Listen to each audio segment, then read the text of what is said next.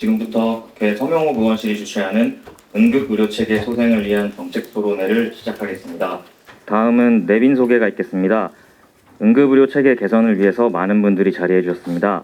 소개받으신 분들께서는 잠시 자리에서 일어나셔서 청중께 인사를 드려주시면 감사하겠습니다. 먼저 오늘 토론을 주관해 주신 대한응급의학회사의 이영민 회장님 자리해 주셨습니다. 이영민 회장님께서는 오늘 발제도 맡아주십니다. 박수로 맞이해 주시기 바랍니다.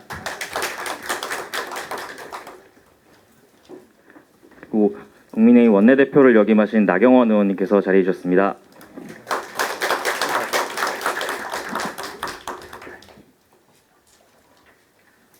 이다리 의원님 참석해 주셨습니다.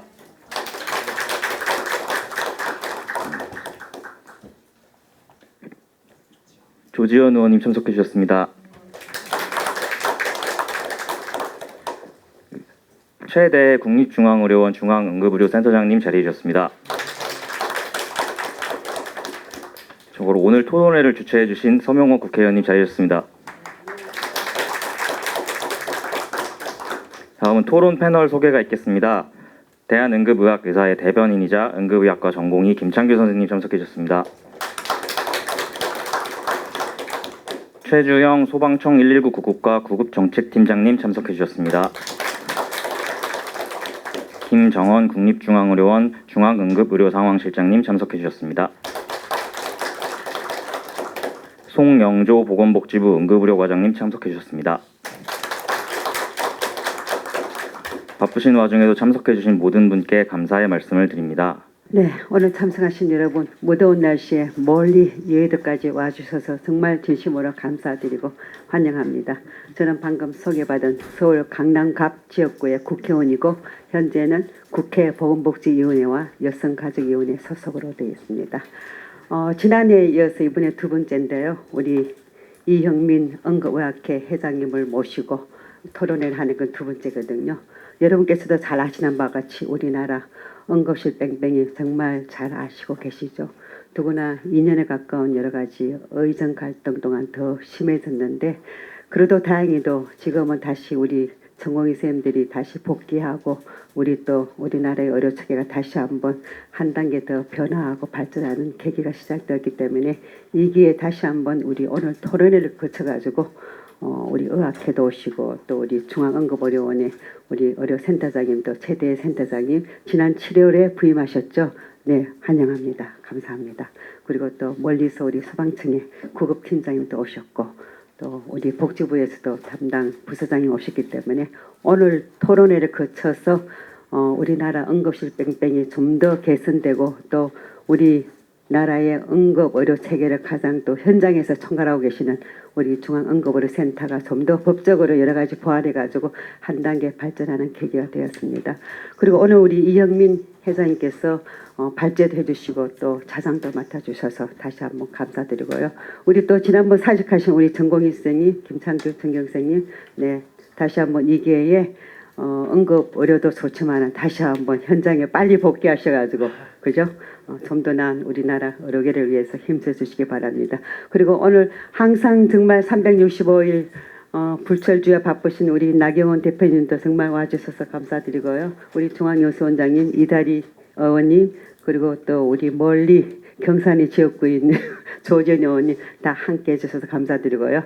우리 나경원 대표님께서 와주셨기 때문에 아마 응급의료 체계 개선하는 여러 가지 법안 아마 더 잘 진행될 걸로 생각합니다. 대표님 많이 좀 도와주십시오. 네, 감사합니다. 네.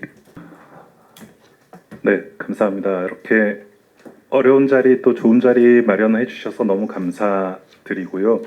응급의료에 대한 이야기를 나눌 때마다 항상 많은 국민들이 관심 가지고 지켜보고 있는데 핵심적인 부분들을 이야기하지 못하고 좀 표면적인 이야기들로 항상 흘러갔던 그런 안타까운 일들이 많이 있었다고 생각을 합니다. 사실 우리나라 응급의료 체계 지난 2년 동안 많이 망가진 것이 사실이고요. 그리고 누구보다도 빨리 좀 정상화를 바라는 것은 뭐 온 국민의 희망이자 또 응급의료를 담당하는 저희들의 어떤 책임과 의무라고 생각을 합니다.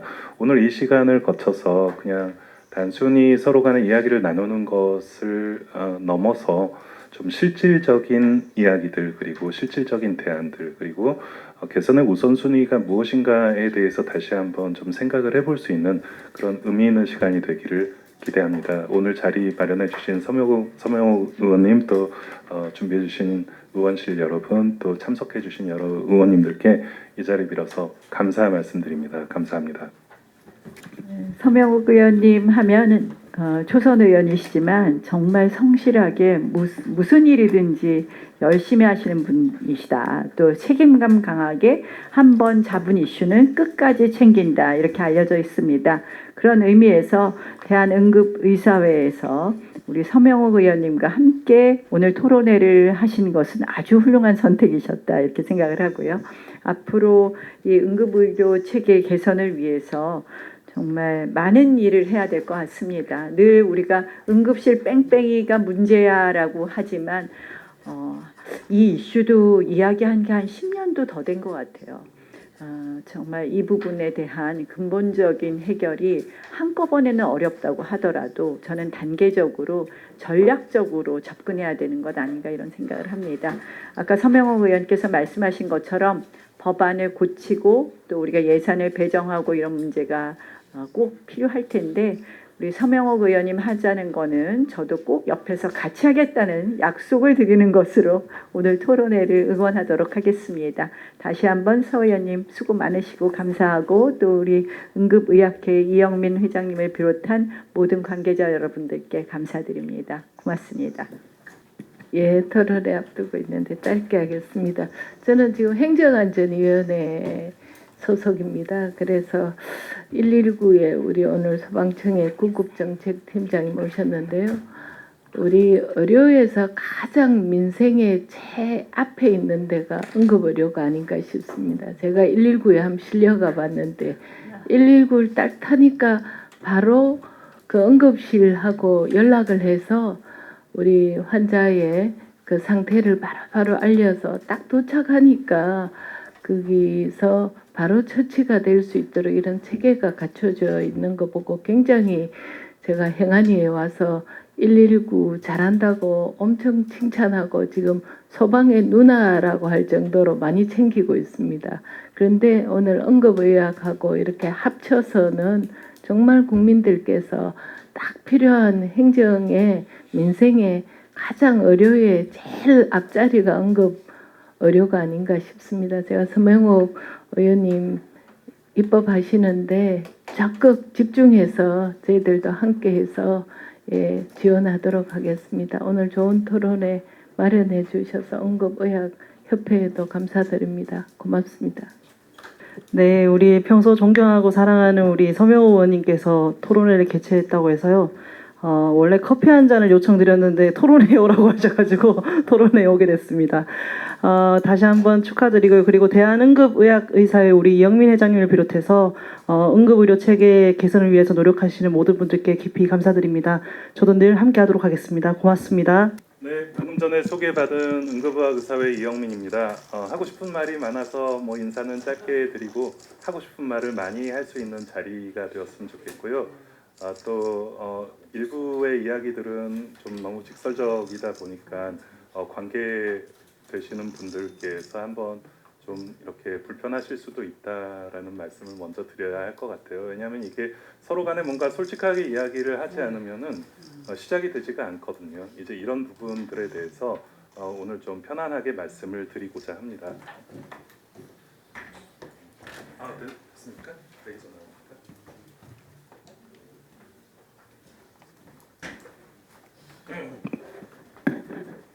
여전히 레이저는 잘 안 나옵니다. 네, 제가 오늘 발제를 맡은 제목은 응급의료 현장에 지금 당장 필요한 붕괴 예방 솔루션이라는 주제를 잡았습니다. 여기 지금 보이는 아주 이쁜 새가 한 마리가 있는데요. 지난해 어떻게 보면 가장 히트친 단어가 아니었을까 이제 새와 관련한 이야기들이 많이 있었고요. 실제로 현장에서는 많은 새들이 날아다녔습니다. 우리나라의 응급의료가 지난 의정 갈등 이전에 100점 만점에 몇 점이었는가 생각을 해보면 개인적인 의견입니다만 저는 70점 정도였었다고 생각합니다. 사실 지난 30년간 응급의료 현장에서 많은 응급의학과 의사들 또 응급의료와 관련된 모든 분야에서 최선을 다해서 노력해 와서 70점 정도면 사실 세계 넘버원이거든요. 어느 나라도 따라오지 못할 정도의 놀라운 성과를 이뤄왔었는데 지금 현재는 몇 점인가 가만히 생각을 해보면 저는 한 40점에서 50점 정도라고 생각합니다. 오늘 왜 그런지 그리고 어떻게 하면 다시 세계에서 1등인 한 70점까지 우리가 다시 회복할 수 있을지에 대해서 이야기를 드리고자 합니다. 그래서 아까 이 새해를 말씀드렸는데 이게 얼마 전에 저희 학술대회에서 사용을 했던 Far From Home, 아직은 집에 갈 길이 너무 멀다라는 의미로 저희가 사용했던 저희의 마스코트 되겠습니다. 결국 오늘 제가 하고 싶은 이야기는 무엇을 준비하고 어떻게 해야 할까라고 하는 부분입니다. 과연 지금 상태가 응급의료가 붕괴하고 있는가? 아마 대부분의 국민들은 실감하지는 못할 거라고 생각을 해요. 왜 그러냐면 응급실에 오는 환자들은 연간 1,000만 명 정도 되었었습니다. 의정 갈등 이전에 평균적으로 한 1,000만 명 정도가 연간 응급실을 방문하는 환자 수였었고요.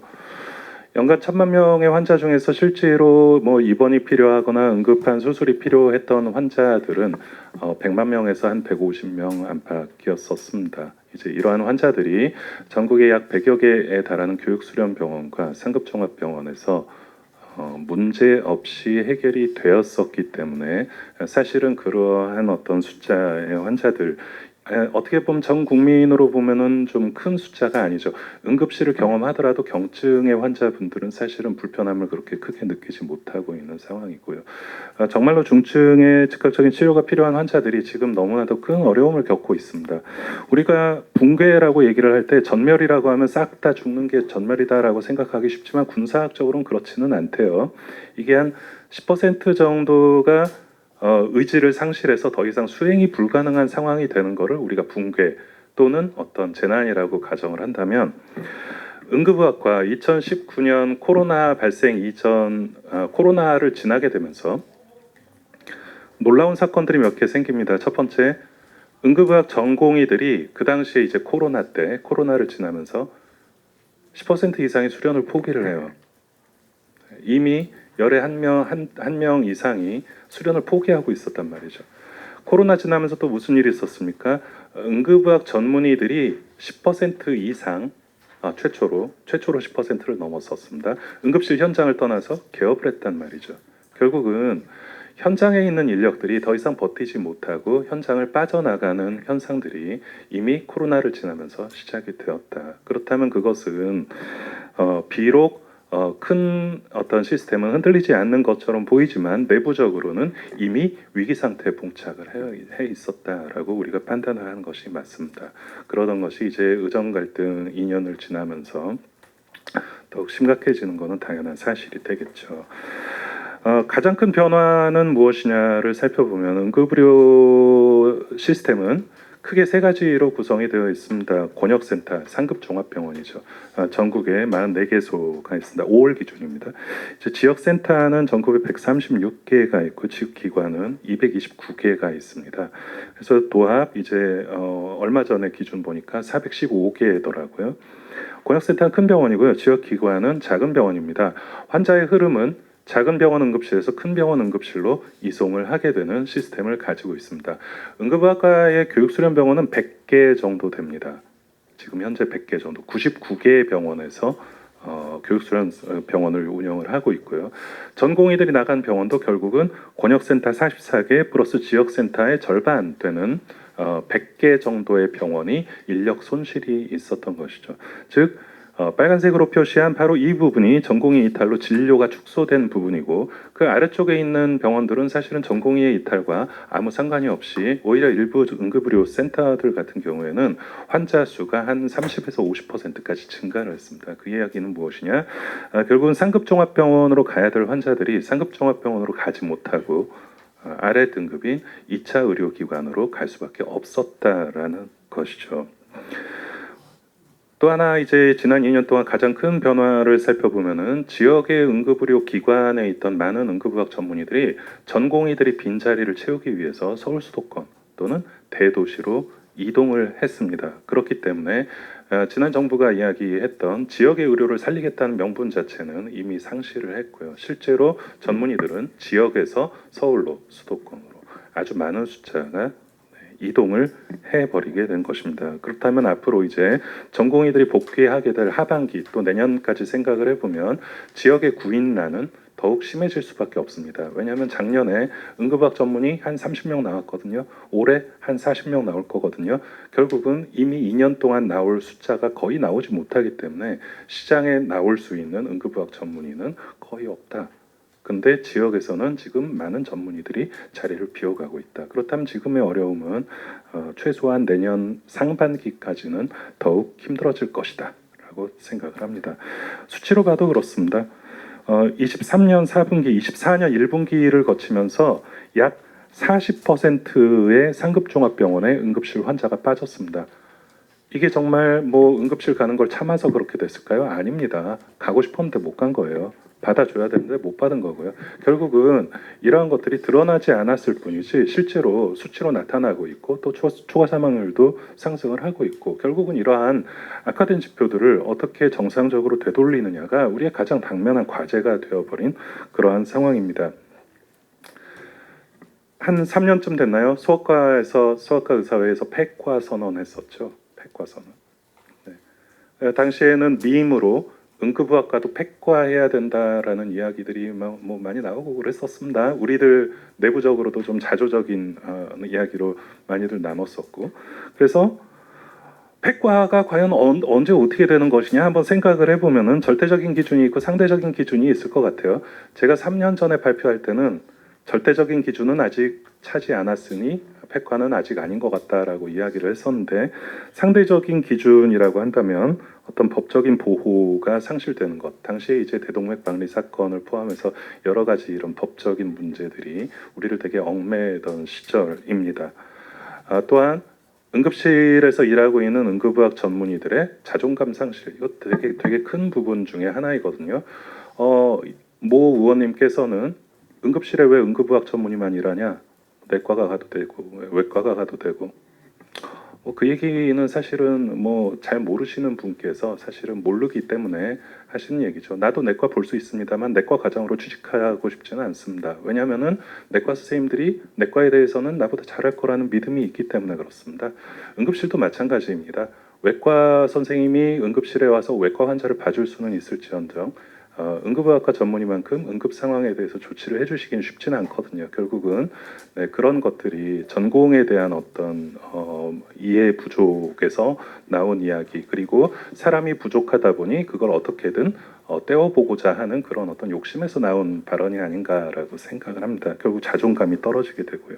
그리고 우리가 보람이나 자부심을 이야기를 할 때는 우리가 하는 일에 대한 가치를 인정을 받고 그리고 이 사람들이 정말 필요한 사람이다라고 생각을 해야 보람도 느끼고 자부심도 느끼죠. 이런 부분들이 떨어져 가기 때문에 상당히 위험하다라고 했는데 이미 지난 2년 동안 기존 인력은 차츰차츰 빠져나가서 개업하거나 응급실을 그만두고 있고 신규 인력은 뭐 언제 나오게 될지 알 수 없는 이러한 절대적 기준의 충족이 되어가고 있는 정말 위험한 상황이 아닌가.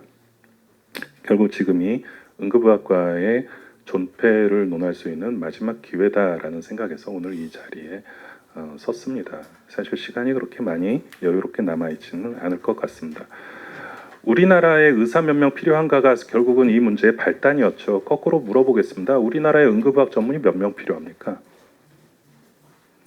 우리나라에 응급의학 전문의가 몇 명 필요할까요? 5천만 명이고요. 연간 1,000만 명 응급실에 오고요. 뭐 지역적으로 뭐 9개의 뭐 중권역이 대권역이 있고 뭐 어떠고 저쩌고를 다 떠나서 우리나라의 응급의학 전문의가 몇 명 필요한가를 이야기를 하기 위해서는 무엇부터 전제가 있어야 합니까? 응급의학 전문의가 뭐 할지부터 결정을 해야죠. 연간 우리 응급의학 전문의 TO가 164개가 공식 TO고요. 약 20에서 50개의 정부 지원 TO가 있습니다. 그래서 약 160에서 180명 정도가 매년 나와요. 160명이 30년 일하면 몇 명입니까? 4,800명이죠.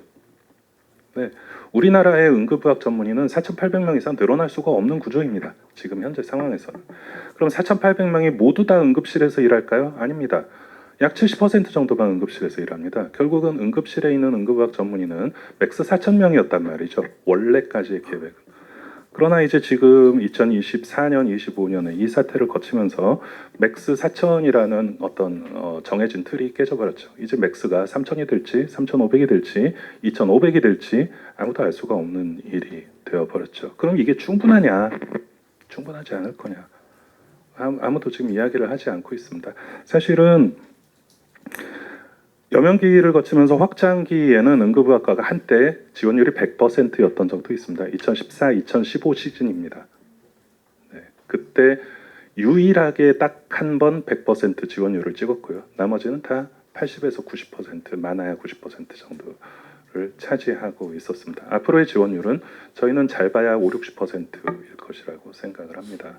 그렇다면 이 한정적인 자원을 어떻게 우리가 사용을 할 것인가에 대한 논의가 분명히 있어야 되겠죠.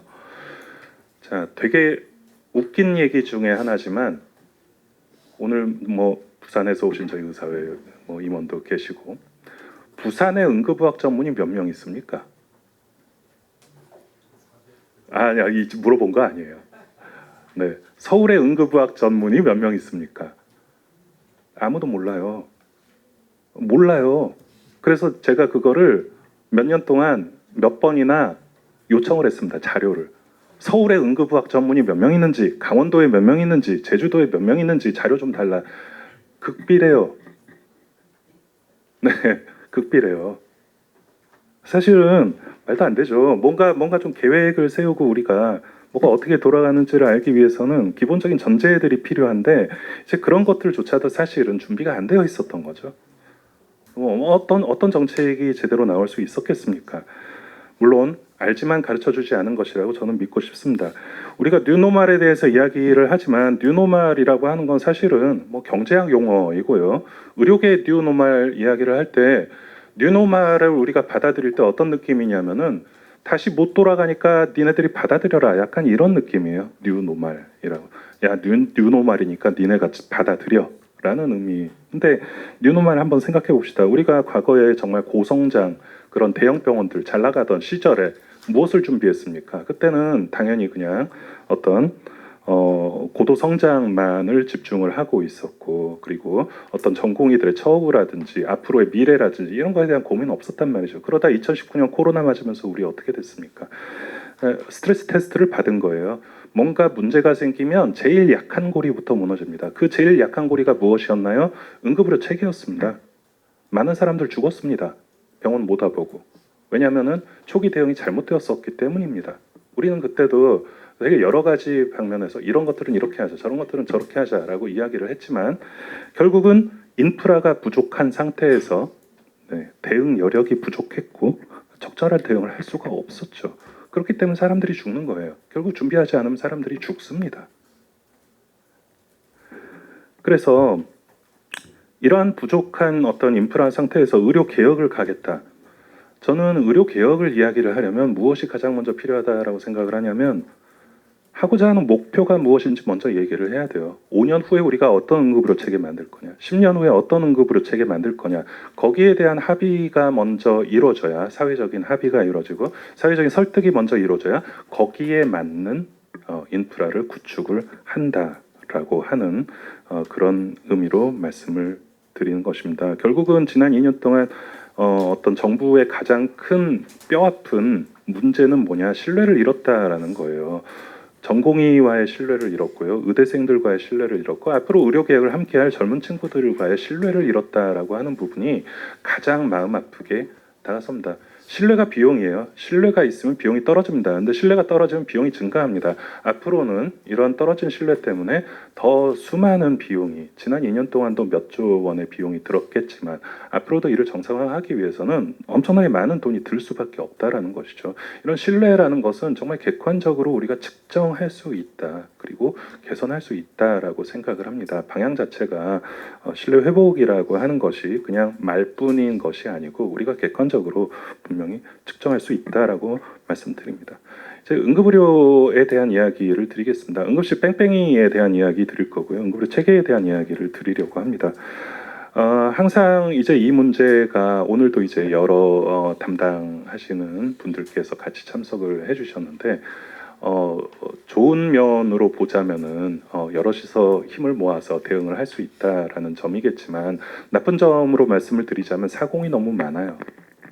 네, 응급의료라는 것은 워낙에 범위가 넓고 담당하고 있는 일들이 많기 때문에 병원 전부터 병원 단계 또 병원 이후 단계 이송 단계 너무나도 많은 분들이 여기에 연루가 되어 있다 보니까 사공이 너무 많다 보니까 이게 하나의 뜻으로 모으기가 정말 쉽지가 않습니다. 그러다 보니 문제가 복잡해지고 본질이 무엇인지에 대해서 많은 분들이 정확하게 이해하기가 쉽지가 않은 이런 어렵고 복잡한 문제가 되어버렸단 말이죠. 어디서부터 풀 거냐 한번 생각을 해보겠습니다. 자, 응급실이라고 하는 걸 머릿속에 한번 떠올려 보세요. 응급실이 어때야 되겠나? 가장 이상적인 응급실이 뭐냐? 되게 단순하죠. 언제 어디서든 어디 응급실 가든 다 잘 치료받으면 되는 거죠. 그게 응급실의 본질이에요. 응급의료 체계의 본질입니다. 그게 100점이에요. 언제 어디서든 어디 응급실 가든 여기 지금 여의도잖아요. 여기서 뭐 문제 터지면 어디로 갑니까? 여의도 성모병원 가야 되나요? 강 건너서 저기 뭐 이대 가야 되나요? 하여튼 제일 가까운데 응급실에다 데려다 놓으면 뒤로 착착착착 진행돼 가지고 원하는 모든 것이 다 해결이 되면 그게 가장 이상적인 응급실이 되는 거예요.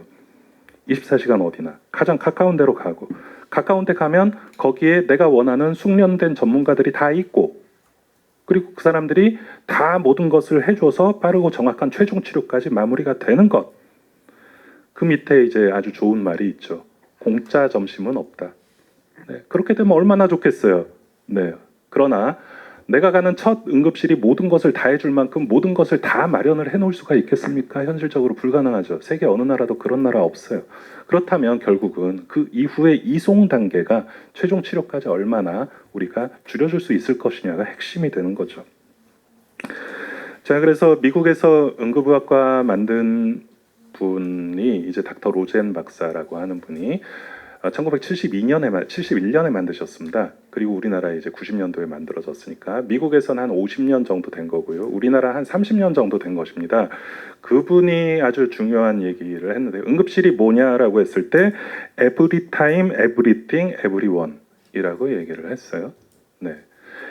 every time 이거 정말 쉽습니다. 왜? 응급실 문 열어놓으면 돼요. 24시간. 우리나라 400개 넘는 응급실 24시간 문 열어 있습니다. Everything 우리나라 해결했습니다. Every time, every time, every time 해결했어요. 이미 400개 응급실이 있어요. 근데 Everything을 할 수 있냐? 반도 못합니다 지금. Everyone 볼 수 있냐? 소아 안 보죠. 산모 안 보죠. 안과 안 되죠. 다 안 돼요. 다 안 돼요. 그럼 결국은 반밖에 못 하고 있단 말이에요. 그렇다면 이 에브리띵과 에브리원을 어떻게 해결할 것이냐가 우리 논의의 중심이 되어야 하는 것입니다. 자, 그래서 응급실 뺑뺑이에 대한 기사들을 보면은 대부분 제발 아이 좀 애원했지만 응급실 뺑뺑이 두 사라기 의식 불명 아마 작년에 있었던 안타까운 사건인 것 같습니다. 이런 기사 뜰 때마다 현장에서 일하는 분들의 자괴감은 말도 못해요. 얼마나 안타깝습니까? 가까운 병원에 이송이 가능했느냐? 뭐 열 몇 군데에서 거절했다 그러죠. 전문 인력이 응급처치가 가능하냐? 소아 전문 보시는 분들은 우리나라에 지금 한 두세 개 병원 말고는 제대로 돌아가고 있는 곳이 없습니다.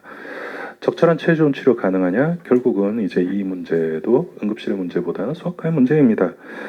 그렇다면 이제 여기서 이런 궁금증이 생깁니다. 아니 응급처치라도 해줘야지. 네. 왜 응급처치도 안 해주고 너희가 안 받은 거 아니냐? 그러나 이 응급의료진의 입장에서는 1번 네, 바로 전문 인력의 응급처치가 되지 않았을 때 실제로 처벌을 받은 판례가 있습니다. 올해 있었죠. 두 번째, 최종 치료가 나빠졌을 때 처벌받은 판례가 올해 뭐 작년, 재작년 근 몇 년간 계속적으로 이어지고 있습니다. 결국은 적절한 전문 처치, 적절한 최종 처치가 이루어지지 않으면 실제로 응급실에서 환자 본 의사가 처벌을 받는단 말이에요. 자, 작년에 나왔던 4차 응급의료 기본계획 전달 체계입니다. 나는 이거 보고 깜짝 놀랐어요. 이거 의사회에서 엄청나게 이거 가지고 비판했었습니다. 다 아시는 내용일 거라 봅니다. 권역센터, 지역센터, 지역기관을 중증센터, 응급의료센터, 24시간 센터로 바꾸겠다. 뭐 이름 바꾸면 뭐 좋아요. 이름 바꾸는 거 좋습니다. 이름 바꾼다고 능력이 달라집니까? 안 달라져요. 근데 그 뒤에 있는 말이 더 가관입니다. 중증 응급 환자 최종 치료. 최종 치료 어떻게 해요? 응급실에서. 응급실 최종 치료하는 곳이 아닙니다. 응급실은 응급처치하는 곳이에요. 응급처치를 하고 최종 치료는 배후의 병원의 능력입니다. 그 병원에서 안 될 수도 있어요. 근데 응급센터에다 최종 치료의 책임을 지우면 어떻게 됩니까? 안 받아요. 그때부터. 1차 처치 및 경증 응급 환자 최종 치료. 경증 응급 환자 최종 치료가 얼마나 어려운지 아십니까? 안과, 이비인후과, 피부과 다 있어야 돼요. 국민들이 원하는 최종 치료 뭔지 아세요? 눈 아파서 가면 안과 의사가 봐야 되고 얼굴 찢어져서 가면 성형외과 의사가 봐야 돼요. 그걸 최종 치료라고 생각합니다. 근데 실제로 지역 응급의료 기관에서 경증 환자의 최종 치료를 할 수 있나요? 아예 불가능해요. 그러니까 결국은 이 말은 현장을 모르는 사람이 만들었다는 결론밖에 나올 수가 없는 거예요. 법에도 없는 최종 치료의 책임을 왜 응급의료센터에다 넘기려고 합니까? 이러니까 응급실 뺑뺑이가 심해지는 거예요. 되게 단순합니다. 최종 치료가 왜 응급실 책임입니까? 응급치료와 최종 치료를 분리하지 않으면 첫 번째로 이 문제에 대한 논의의 시작부터 불가능합니다. 자, 제가 살고 있는 일산이에요. 네.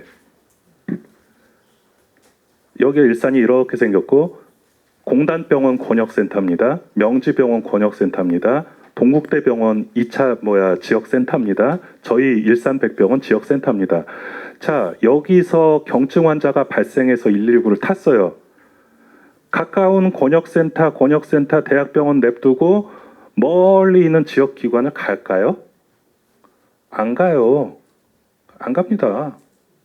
근데 경증 환자, 그러면은 경증 환자를 권역센터 응급실에 아예 안 보낼 생각입니까? 네. 반대로 중증 환자가 가까운 기관에 가면 안 됩니까? 결국은 누가 판단할 것이고 누가 책임질 것이냐에 대한 문제예요. 이후의 과정이 원활하게 이어진다면 사실은 어디를 가도 상관이 없습니다. 그러나 이후의 과정이 이루어지지 않는다면 어디에서도 받지 않습니다. 결국은 이제 이런 문제들이 계속적으로 누적이 되고 있는 것입니다. 응급의료에 관한 법률 중에 48조의 2가 가장 이제 어떤 핫한 이슈의 중심이 되었죠. 왜냐하면은 2021년도에 아마 김성주 의원님이 발의를 해가지고 저희가 이제 반대 기자 성명을 냈던 바로 응급실 수용 거부 금지법입니다. 수용 거부 금지법. 이게 이제 뭐냐면 정당한 사유 없이 응급의료를 거부 또는 기피하지 못한다. 정당한 사유가 뭐냐? 지금 4년째 못 만들고 있죠. 아직 못 만들었잖아요. 왜? 네, 논란이 있으니까 그러는 거예요. 정당한 사유를 뭐라고 할 거예요? 그게 보니까 뭐 천재지변 뭐 이러더라고요. 근데 그거는 굳이 법에 쓰여 있지 않아도 천재지변 나면 나부터 뭐 거기서 건물에서 빠져나와야지 어떻게 응급의료를 하고 있겠습니까? 말도 안 되는 얘기고. 대신에 이제 이게 자꾸 문제가 되다 보니까 작년에 조경 장관님이 뭐라고 그랬냐면 인력시설 장비 부족도 그러면은 정당한 사유에 해당한다라고 이런 어떤 지침을 내렸어요. 그러나 현장에서는 사실 아무 의미가 없습니다. 인력이 얼마나 부족한지, 시설이 얼마나 부족한지, 장비가 얼마나 부족한지 기준이 없어요. 어떻게 적용합니까? 적용 못하죠. 결국은 있으나 마나한 얘기예요. 인력 없으면 원래 못합니다. 원래 못 받습니다. 인력 없는데 어떻게 받아요? 장비 없으면 어차피 못 받습니다. 중환자실 없으면 원래 못 받아요. 그러니까 쓰나 마나한 얘기인 거예요. 자꾸 이게 이렇게 공전을 하다 보면 해결이 되지 않습니다. 자, 뭐부터 바꿀 거고 어떻게 바꿀 것이냐 이야기 드리겠습니다. 먼저 여러분이 한번 생각을 해보세요. 좀 쉽게 제가 말씀드리고 싶어서 이런 예시를 들었습니다. 여러분이 생각하는 응급실이 과연 1, 2, 3, 4번 중에 뭐예요? 네, 1, 2, 3, 4번 중에 정말 정식 먹고 싶으면은 한정식집을 가야죠. 짜장면 먹고 싶으면 중국집을 가야죠. 햄버거 먹고 싶으면 패스트푸드 가고요. 정말 배고픈 사람한테 뭐라도 먹일 거면은 그냥 학생식당 가면 되잖아요. 지금은 학생식당 만들어 놓고 정식 내놓으라고 그러고 왜 여긴 햄버거 안 파냐고 그러고 이러고 있단 말이에요. 해결되겠냔 말이죠. 먼저 우리가 원하는 응급실이 어떤 형태이고 무엇을 해줘야 될지 먼저 우리한테 얘기를 해달란 말이에요. 그래야 거기에 맞는 응급실을 만들죠. 3번이 좀 맛있어 보이긴 합니다. 근데 네, 정식을 만들려면 당연히 많은 재료가 필요하겠죠. 다이소 가면 다 있습니까? 아니잖아요. 그럼 다이소가 거짓말한 거예요? 아니잖아요. 네, 다 있을 것 같지만 그래도 없는 것도 있지 않습니까? 네. 자, 그래서 둘 중에 하나예요. 먼저 선택하고 갑시다. 자, 응급실을 편의점으로 만들 거냐? 정말 편하게 모두가 문턱 없이 지금까지 일해 왔어요. 지난 30년간 일해 왔습니다. 왜냐하면 정부에서 말로는 중증 환자 가지 말라고 하지만 실제로는 문턱이 없어졌어요. 그렇기 때문에 줄 서 있으면은 무조건 다 봅니다. 대학병원이든 권역센터든 결국은 우리가 왼쪽으로 갈 것이냐 오른쪽으로 갈 것이냐 어느 쪽이 우리의 무게추가 기울어질 것이냐에 대해서 먼저 선택해야 합니다. 당연히 응급 환자만 집중을 하는 게 대다수 선진국들의 모델입니다. 그러기 위해서는 뭐가 있습니까? 비용의 장벽이 있고요. 또 하나가 법적인 장벽이 있습니다. 응급실을 이용하는데 장벽을 둔단 말이죠. 응급실이 불편해야 환자가 살아요. 불편하면 불편할수록 잘 운영되는 응급실입니다. 그러나 국민들 생각엔 그렇지 않아요.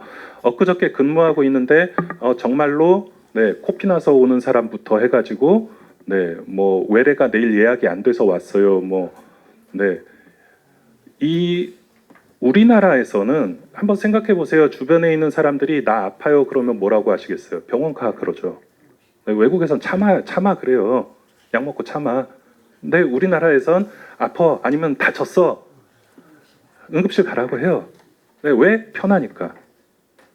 자, 오른쪽을 선택한다면 저는 박수치고 환영하겠습니다. 왜? 오른쪽에 맞는 인프라 만들면 돼요. 모두가 편하게 다 봐드릴게요. 그 국민적인 합의가 있으면 저희 그렇게 할 자신 있습니다. 응급의학과도 한 300명씩 뽑고 한 500명씩 뽑고 한 몇만 명 만들어서 미국은 지금 7만 명입니다. 응급의학과 의사가. 네, 미국처럼 한 몇만 명 만들어서 다 봐줄게요. 어렵지 않습니다. 대신에 합의가 되지 않고 말로는 그렇게 하지 않으면서 실제로는 저렇게 간다면 누구도 만족할 수 있는 답이 나오지 않습니다. 둘 중에 하나 이제 선택할 시기가 됐습니다. 우리는 지난 5년 동안 계속적으로 이 얘기를 해왔습니다. 문제 해결을 위한 기본적인 전제 조건이 있다. 아무리 법 바꾸고 아무리 지침 바꾸고 뭐라고 해도 응급실 뺑뺑이 못 없앤다. 왜? 전제 조건이 해결되지 않기 때문에. 전제 조건은 뭐냐? 첫 번째, 법적인 위험성. 네, 법적인 위험성 되게 큽니다. 법적인 위험성을 감수하고 내가 저 환자를 받아야 할 이유가 사실은 없어요. 법적인 리스크 너무 큽니다. 말씀드린 대로 응급치료와 최종치료가 분리되지 않으면 절대로 이 문제가 해결되지 않습니다. 응급치료만 제대로 제공을 한 경우에 면책을 저희가 주장을 하는 것입니다. 최종치료가 되지 않는 것에 대한 면책을 요구하는 것이 아닙니다. 응급처치를 최선을 다했을 때 응급처치에 참여한 의료진들이 면책이 되지 않는다면 누가 응급처치를 하려고 할까요? 그러니 대구 사건 같은 사건이 날 수밖에 없는 것입니다. 그럼 면책을 무조건적으로 면책을 할 것이냐? 이미 미국에서는 90년대부터 엠탈라라고 하는 법을 만들어서 면책의 기준을 사회적인 합의를 이끌어냈습니다. 그렇기 때문에 그 엠탈라를 지키면 그 엠탈라를 지킨 최소한의 기준을 지킨 의료인은 면책이 됩니다. 기소가 되지 않아요. 서로 간에 그러한 어떤 합리적인 기준을 세워나가는 것 앞으로 10년 걸릴 일입니다. 사실은 매번 이제 복지부에서 인사 발령이 있을 때마다 제가 바뀌시는 분들 한테마다 거의 한 15년 가까이 엠탈라 얘기를 해왔었어요. 그럼 되게 좋은 얘기라고 말씀을 하세요. 그러고 한 1년쯤 지나면 또 다른 자리로 가세요. 안타깝습니다. 왜냐하면 10년 동안 뭔가 일을 추진하기 위해서는 강력한 어떤 동기와 강력한 어떤 로드맵이 있지 않으면은 그런 장기적인 어떤 계획을 세워서 대응해 나가는 일이 쉽지가 않다는 거 충분히 이해합니다. 그렇기 때문에 이러한 자리가 정말 중요하고 방향을 제대로 잡는 것이 정말로 중요한 것입니다. 첫 번째가 이제 법적인 위험성에 대한 해결이고 사마리안법, 응급의료법 당연히 마찬가지입니다. 두 번째가 이제 응급실 과밀화에 대한 이야기인데 이건 뭐 얘기가 좀 길어질 것 같으니까 이거 간단히만 말씀드릴게요. 빅5 병원의 과밀화랑 대학병원의 과밀화랑 지방에는 과밀화 없습니다. 새벽 한 2, 3시 넘으면은 서울에 있는 대학병원 다 자리 비어 있어요. 그런데도 환자 못 받죠. 그거는 응급실 자리가 부족해서가 아닙니다. 그러니까 과밀화에 대한 접근 자체가 잘못되어 있다. 네, 결국은 과밀화를 초래하는 경증 환자의 상급병원 응급실 이용을 어떻게 조절할 것이냐가 핵심이에요. 그럼 경증 환자들 중에서 분산을 시킬 수 있는 환자군이 무엇인가를 먼저 파악을 해야 되겠죠. 본인이 경증인 줄도 알고 작은 병원에 갈 의향도 있는데 그때 이제 문 열고 있는 의료기관이 없으면 응급실을 갈 수밖에 없잖아요. 네, 그리고 마지막으로는 인프라입니다. 인프라 개선. 인프라는 두 가지로 나눠서 이야기를 드리면 좋겠습니다. 최종 치료의 인프라가 매우 중요하고요. 그렇지만 돈이 많이 듭니다. 그리고 취약지의 인프라가 중요합니다. 이 두 가지가 좀 달라요. 저한테 아마 의정 갈등 동안 사용했던 비용의 절반 정도만 저한테 주면은 저 응급실 뺑뺑이 우리나라의 응급실 뺑뺑이 해결해 드릴 수 있어요. 왜? 다 받아주는 병원 하나만 한두 개만 만들면 돼요. 다 해결돼요. 연락 없이 언제 보내도 다 받아주는 병원 한두 개만 지역마다 하나씩 뭐 크게 통 써서 한 5개만 만들면 우리나라에 만들면 해결됩니다. 그게 이제 미국의 레벨 1 트라우마 센터 모델입니다. 한때 1000개 넘게 운영이 되다가 지금 10개도 안 남았어요. 다 망했어요. 왜? 돈이 너무 많이 들어. 돈이 너무 많이 들어. 환자는 없어도 막 24시간 빵빵한 의료진들이 다 대기해야 돼. 병실 비워놓고. 네. 유지가 가능하겠습니까? 안 되죠. 그러니까 이제 이 최종 치료의 인프라는 가능한 인프라를 어떤 식으로 돌려 쓰느냐의 효율성의 문제가 돼버리는 것이에요. 취약지 인프라도 마찬가지입니다. 지금 이제 여러 지역의 의료원들 만들어 가고 있고요.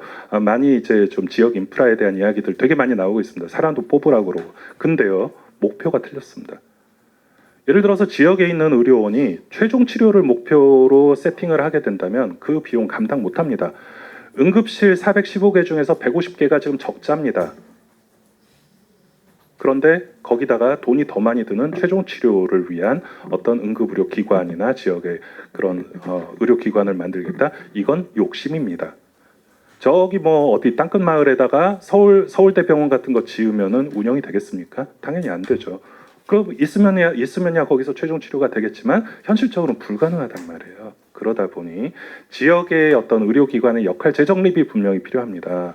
이미 저희도 한 3, 4년 전부터 지역에 있는 그런 의료원들과 의료원이 지역의 큰 병원들과 어떤 식으로 유기적으로 중간 기착지, 휴게소 역할을 할 수 있을 것인가에 대해서 저희가 지속적으로 제안을 하고 얘기를 드렸어요. 응급처치하고 최종 치료를 보내면 돼요. 그리고 응급처치 그쪽에서 큰 병원에서 수술 마치고 다시 리턴을 받으면 됩니다. 결국은 그런 정확한 역할의 재정립, 지역에 따른 역할 분담이 분명히 필요하다 말씀드립니다. 자, 그래서 문제 해결을 위해서는 로드맵을 먼저 그려야 돼요. 목표를 설정하고 거기에 맞는 대안을 마련하고 거기에 따른 정책을 실행을 하는데요. 지금 첫 번째는 목표가 없어요. 목표가 없습니다. 우리가 만들고자 하는 목표가 무엇이냐를 먼저 이야기를 해야 합니다. 그리고 응급실 뺑뺑이 이야기를 하려면 응급실 뺑뺑이가 왜 생기는지에 대한 원인에 대한 정확한 파악부터 선행되어야 합니다. 그리고 지금 현재 응급실 뺑뺑이가 얼마나 심한지에 대해서 현황을 제대로 파악을 해야 합니다.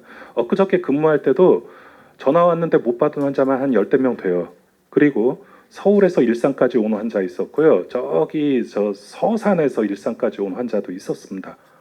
이게 지금 뺑뺑이 아니면 뭐예요? 그러면은 그게 서울은 서울에서 해결이 되고 서산은 서산에서 해결이 되는 그런 시스템을 어떻게 만들 것이냐 고민을 해야죠. 그러나 그런 거는 뭐 통계라도 잡힙니까? 그러지도 않죠.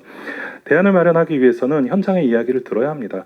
지난 2년간 무수히 많은 응급의료 대책들이 발표가 되었지만 그 응급의료 대책들 중에서 의사회와 상의한 안건은 단 한 건도 없었습니다. 저는 복지부에서 단 한 건의 연락도 받아본 적이 없습니다.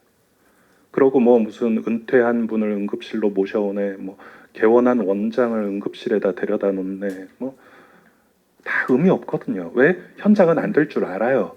왜? 말도 안 되는 얘기니까. 이제 그런 것들이 자꾸 서로 간에 어긋나면은 현장이 동의하지 않는 정책은 의미가 없습니다. 그리고 우선순위를 설정을 해야 되고요. 자, 그래서 몇 가지 1, 2, 3, 4번을 제가 보여드립니다. 1번, 향후 10년 내 응급실 뺑뺑이 100% 없애는 거. 불가능입니다. 더 늘어날 것입니다. 앞서 말씀드린 이유 때문에 그렇습니다. 자, 향후 5년 이내 병원 전 119 이송 시간 50% 단축하는 거, 네, 이거는 가능할 수도 있어요. 왜? 수치를 줄이면 되니까. 지금 추진하고 있는 게 그거 아닙니까? 119가 병원 선정해서 데려다 놓겠다. 네, 큰일 납니다. 큰일 납니다. 달성하면은 오히려 문제라고 생각을 합니다. 지금의 상황에서. 왜? 최종치료 인프라가 하나도 안 늘었어요. 오히려 줄었어요. 그런데 병원에다 내려다 놓으면 해결이 됩니까? 안 되거든요. 응급의학과 의사들 아마 한 30%는 관두게 될 겁니다. 만약에 그거 그대로 진행이 되면. 중증 환자 적정 시간 내 최종 치료 기관 도착률 60% 이상. 이거는 뭐 응급의료 발전 5개년 계획이니까 5년 기다려 보겠습니다. 그러나 이거 역시 뭐 달성될 수도 있을 거라고 봅니다. 왜? 적정 시간이 뭔지는 우리가 아무도 모르니까. 마지막으로 모든 응급 환자가 제가 참 싫어하는 말 중에 하나인데요. 지역 완결형 의료 체계 확립이라고 하는 말이 어떻게 보면은 지방 정부의 거버넌스에 대한 이야기이기도 하고 말은 되게 멋집니다만 그냥 한국 완결형으로 하세요. 그냥 한국 완결형으로 했으면 좋겠어요. 왜? 지역에서 해결 안 돼요. 흉부외과 의사 지금 전국에 한 10대 명 남아 있는데 그거 어떻게 지역에서 해결을 합니까? 안 돼요. 그러니까 안 되는 거를 멋있는 말로 하려고 하지 말고 될 수 있는 정책을 만들자라는 것입니다. 이게 실제로 정부에서 나온 페이퍼에 나온 말을 제가 가지고 온 것입니다. 현장에서 이런 얘기를 들을 때는 역시 마찬가지로 자괴감이 생길 수밖에 없습니다. 그래서 결론적으로 얘기 드리면 응급실 뺑뺑이는 최종 치료 인프라 부족과 법적 위험성 때문에 현장의 의료진이 소극적인 대응을 할 수밖에 없는 상황이라서 생기는 것이고 결국은 각 병원들의 수용성을 어떻게 높일 것인가가 제일 큰 핵심 과제입니다. 그래서 말씀드리는 제안은 응급처치와 최종치료를 분리하고 법적 위험성을 줄이고 그리고 취약지 인프라와 최종치료 인프라를 확충하면서 선진국형 이송체계를 확립하는 것입니다. 그리고 이런 것들을 구체적인 정책 개발을 위해서 현장의 의견이 전달될 수 있는 어떤 실무적인 어떤 단위가 만들어져야 되겠다. 자, 그래서 제가 4월 달에 이제 대선 정책 제안 10개 대선 정책 제안을 말씀드렸었는데 내용이 필요하신 분들은 나중에 요청하시면 제가 세부적인 내용을 전달을 드릴 거고요. 큰 것만 제가 간단히 설명을 드리겠습니다.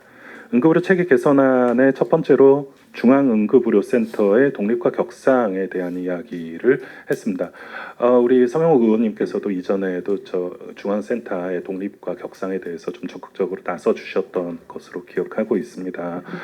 지금 현재는 전국에 있는 415개의 응급의료기관의 최고 대표 단체가 뭐냐면 중앙응급의료센터예요. 근데 그 중앙응급의료센터가 국립의료원 산하의 공공의료본부의 몇 개 분파 중에 하나로 되어 있습니다. 그러니까 결국은 415개 응급의료기관이 국립의료원 아래에 한 부서같이 취급을 당하고 있는 거예요. 네. 리더십이 없으면은 절대로 이 문제 해결하지 못합니다. 이해관계자들이 너무 많아요. 그래서 응급의료를 해결하기 위해서는 강력한 리더십을 가지고 이 문제들을 해결해 나갈 수 있는 저는 개인적으로는 응급의료청 되어야 한다고 생각합니다. 응급의료청으로 격상하는 문제에 대해서 저희가 제안을 드렸었습니다. 4번에 있는 119 유료화 많은 이송대원들이 찬성하고 있는 이야기이기도 하고요. 외국 같은 경우는 119가 현장에서 병원까지 돈을 받습니다. 그것도 되게 많이 받습니다. 대신에 병원에서 치료가 안 돼서 최종 치료 병원까지 이송할 때는 무료로 데려다 줍니다. 119가. 우리나라 어떤가요? 현장에서 병원까지 무료예요. 도덕적인 해이가 발생할 수밖에 없습니다. 교통사고 환자 119 타고 오죠? 100% 피해자예요. 가해자 절대 안 타고 옵니다. 목 아프다고 허리 아프다고 다 피해자만 타고 와요. 오면 멀쩡합니다. 대부분. 그러나 타고 와요. 왜? 공짜니까. 공짜니까. 그런 도덕적인 해이를 언제까지 우리가 방기할 수 있을 것이냐. 저희가 이제 작년에 수행했던 그 보건의료연구원에서 수행했던 그런 연구과제 결과 보니까 서울 경기 지역에서 119가 데려오는 환자들 중에 60%가 경증 환자예요. 어쩌다 이렇게 됐는가. 그렇다면 그 문제를 어떻게 해결할 수 있느냐. 저는 119 유료화가 답이라고 생각합니다. 그리고 병원 간 전원을 119가 담당을 해야 한다고 생각합니다. 아까 말씀드린 응급치료와 최종치료의 분리라고 하는 측면과도 일맥상통합니다. 두 번째로는 이제 119의 어떤 비용 청구를 해서 정말 응급 환자면 환급해주면 됩니다. 대신 경증 환자가 본인의 어떤 이익에 의해서 타고 왔으면 비용을 청구하면 됩니다. 언제까지 우리가 서비스를 해줄 수는 없는 일이라고 생각을 합니다. 두 번째로 이제 법적 지위와 처우 환경 개선에 대해서 의료사고 안전망이라고 하는 부분이 아까 말씀드린 장기적인 어떤 엠탈라와 같은 응급의료진들에 대한 면책을 논의하는 구체적인 정말로 가슴 아픈 환자가 오면 어디까지 검사를 해서 어디까지 멀쩡한지 확인을 해서 문제가 없으면은 집에 보내도 되는가? 그래서 그것을 다 수행했을 경우에는 응급의료진은 법적인 책임을 면책을 시켜줄 수 있는가라고 하는 부분입니다. 사실은 뭐 시민단체들도 그런 부분에 특히 이제 응급의료에 대해서는 상당히 호의적인 의견을 분명히 가지고 있고요. 그리고 최선을 다한 의료진에 대해서 당연히 어떤 법적인 면책에 대한 부분은 충분히 우리가 사회적으로 합의를 할 수 있는 부분이라고 생각합니다. 대신 최종 치료에 대한 책임은 절대로 응급의료에 넘겨서는 안 됩니다. 그리고 마지막으로 취약지와 필수 분야에 대한 지원책에 대해서 말씀을 드리겠습니다. 대부분의 이제 이런 취약지에 대한 지원이라고 하면은 뭐부터 나오냐면은요, 수가 인상부터 나와요.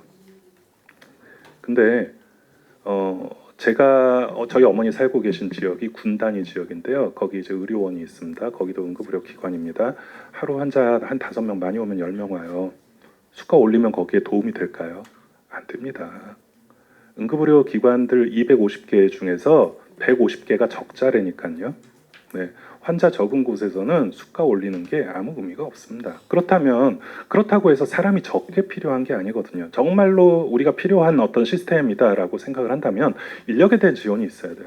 인력에 대한 지원이 있지 않으면은 이제 이런 문제는 해결되지 않을 것이라고 생각을 합니다. 그리고 마지막으로 최종 치료 역량 강화를 위한 지원책 역시 마찬가지입니다. 우리나라 권역 외상센터 이야기를 할 때 제가 항상 드리는 말씀이 있습니다. 우리나라 권역 외상센터 너무 많아요. 솔직히. 네, 다 이해하실 겁니다. 현장에서 일하시는 분들 아마 오늘 참석해 주신 분들 다 동의하시리라고 생각을 합니다. 유비가 효정에서 송건한테 패배할 때 왜 패배했습니까? 늘려놔서 그랬잖아요. 길게 늘려놔서 졌잖아요. 네, 무슨 인력이 있어서 그 넓은 전선을 다 막습니까? 안 돼요. 제가 아프가니스탄에 있을 때 거기 병원이 외상병원이었었는데 미군 병원이 외상병원이었었는데요. 하루에 몇 명 당직 쓰는지 아십니까? 80명 당직 써요. 의사만, 의료진만. 네, 20명씩 한 팀으로 4개 팀이 당직을 씁니다. 그게 외상센터예요. 환자가 오든 안 오든. 감당이 되냔 말이죠. 지금 전국에 있는 10몇 개 외상센터 대부분 인력 부족입니다. 왜? 돈이 없으니까. 환자도 없고. 그렇다면 정말 실질적인 어떤 최종 치료의 역량 강화가 수가 인상이냐 아니라고 생각을 합니다. 좀 올바른 시스템에 대한 개선이 먼저라고 생각합니다. 오렌 버핏이 이런 얘기했죠. 물이 빠져야 누가 빤스 벗고 수영하는지 알 수 있다. 이게 물이 빠지면이라고 해석하면 안 될 것 같아요. 왜냐하면 only when이잖아요. 물이 빠져야만. 어떻게 보면 우리 지금 스트레스 테스트 하고 있습니다. 이렇게 스트레스 테스트 하고 있을 때 뭐가 제일 망가지는지를 보면 뭐부터 개선해야 되는지를 알 수가 있어요. 그래서 지금까지는 사실은 준비도 없었고 원인 분석도 없었고 그러다 보니 졸속 대책이 나오게 되고 그러니 현장과 괴리가 되고 문제가 생겨야 뭘 하고 또 피해 발생하니까 또 문제 생기고 이게 안 좋은 쪽으로 계속 돌고 있단 말이죠. 가장 처음으로 돌아가서 무엇부터 해야 하는지에 대해서 오늘 시간에 다시 한번 여러분들께 말씀드립니다. 제일 응급의학 의사회가 주장하는 제일 1번은 법적인 위험성에 대한 감소입니다. 왜?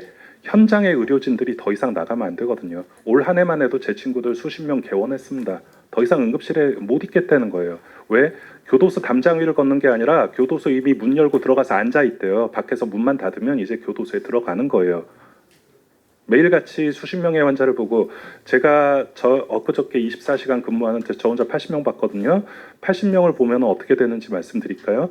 검사 결과만 1인당 한 20개 정도 되니까 28에 16, 한 160개의 검사 결과를 해독을 해야 되고요. 사진 한 5장, 10장씩 찍으면은 수백 장의 사진을 제가 봐야 돼요. 단 하나의 실수도 있어서는 안 돼요. 단 하나의 실수라도 있으면 저는 바로 법적으로 문제가 되기 때문에 그게 지금 현실이에요. 과연 그런 현실을 누가 얼만큼 더 감당을 할 수가 있겠습니까? 첫 번째로는 그러한 법적인 위험성에 대한 감소가 가장 우선이다 말씀을 드리고요. 두 번째로는 응급실 뺑뺑이를 없애고 싶다면 언제까지 얼마나 없애고 싶은지부터 먼저 밝혀야 합니다. 그래야 거기에 맞는 정책과 들어가는 인프라와 비용이 산출이 가능할 것입니다. 네, 길게 발제를 하다 보니까 너무 제가 많은 시간 잡아먹었습니다. 경청해 주셔서 감사하고요. 어떤 응급실을 우리 자손들한테 물려줄 것인가에 대해서 다시 한번 좀 생각해 볼 수 있는 시간 되었으면 좋겠습니다. 감사합니다. 안녕하세요. 이제 짧은 시간이 저한테 사실 주어졌는데 좀 욕심을 내봤습니다. 죄송합니다. 하고 싶은 얘기가 많고 그리고 이영민 회장님이 너무나 잘 발제를 해주셨지만 제가 얘기하고 싶은 부분은 그러면 다음 세대 응급의학과 의사들은 어떻게 하면 이 응급의학과라는 의업을 계속 지속하고 어떻게 하면 더 많이 선택할까에 대해서도 조금 시각을 달리해서 얘기해보면 좋을 것 같다는 생각에 발제를 준비를 했고요. 그리고 제 내용은 앞에 다 아시는 부분은 간단하게 넘어갈 예정이고 중간에 프로블럼 리스트, 문제가 무언지에 대해서 이제 새로운 정책적인 제안을 통해서 해결할 수 있는 몇 가지 제언을 드리려고 합니다. 그리고 저는 응급의학과를 선택하고 지금 응급실에서 의사로 진료한 지 약 4년밖에 안 된 새내기 의사입니다. 다만 4년이라는 시간은 응급의학과가 어떻게 진료를 하게 되고 시스템이 어떻게 돌아가게 되는지 파악을 하는 데는 충분한 시간이었고요. 거기에서 오는 모순점과 아쉬운 점들을 조금 담아보려고 노력했습니다. 오늘 제시해드리는 자료들은 다 네디스 통계 자료나 응급의료 포털에서 가져온 자료인데 제가 개인적으로 인포그래프로 만든 거라서 그렇게 참고해 주시면 되겠습니다. 응급의학과 인력은 계속해서 늘어나고 있습니다. 근데 이제 응급의학과 의사는 앞에서 이영민 회장이 발제해 주신 것처럼 다른 타 전문의와 대체가 조금 어려운 특수성이 좀 있습니다. 환자와 직접 접촉해서 수행하는 섬세한 의료를 행위를 하기 때문에 이 피지컬 이그잼이라 그러죠. 신체 검진을 수만 번을 시행을 해서 거기서 오는 감각적인 임상적 판단이 있지 않으면 안 되는 전문 과목이고요. 게다가 AI나 이런 과학 기술에 의해서 대체되기도 조금 어렵습니다.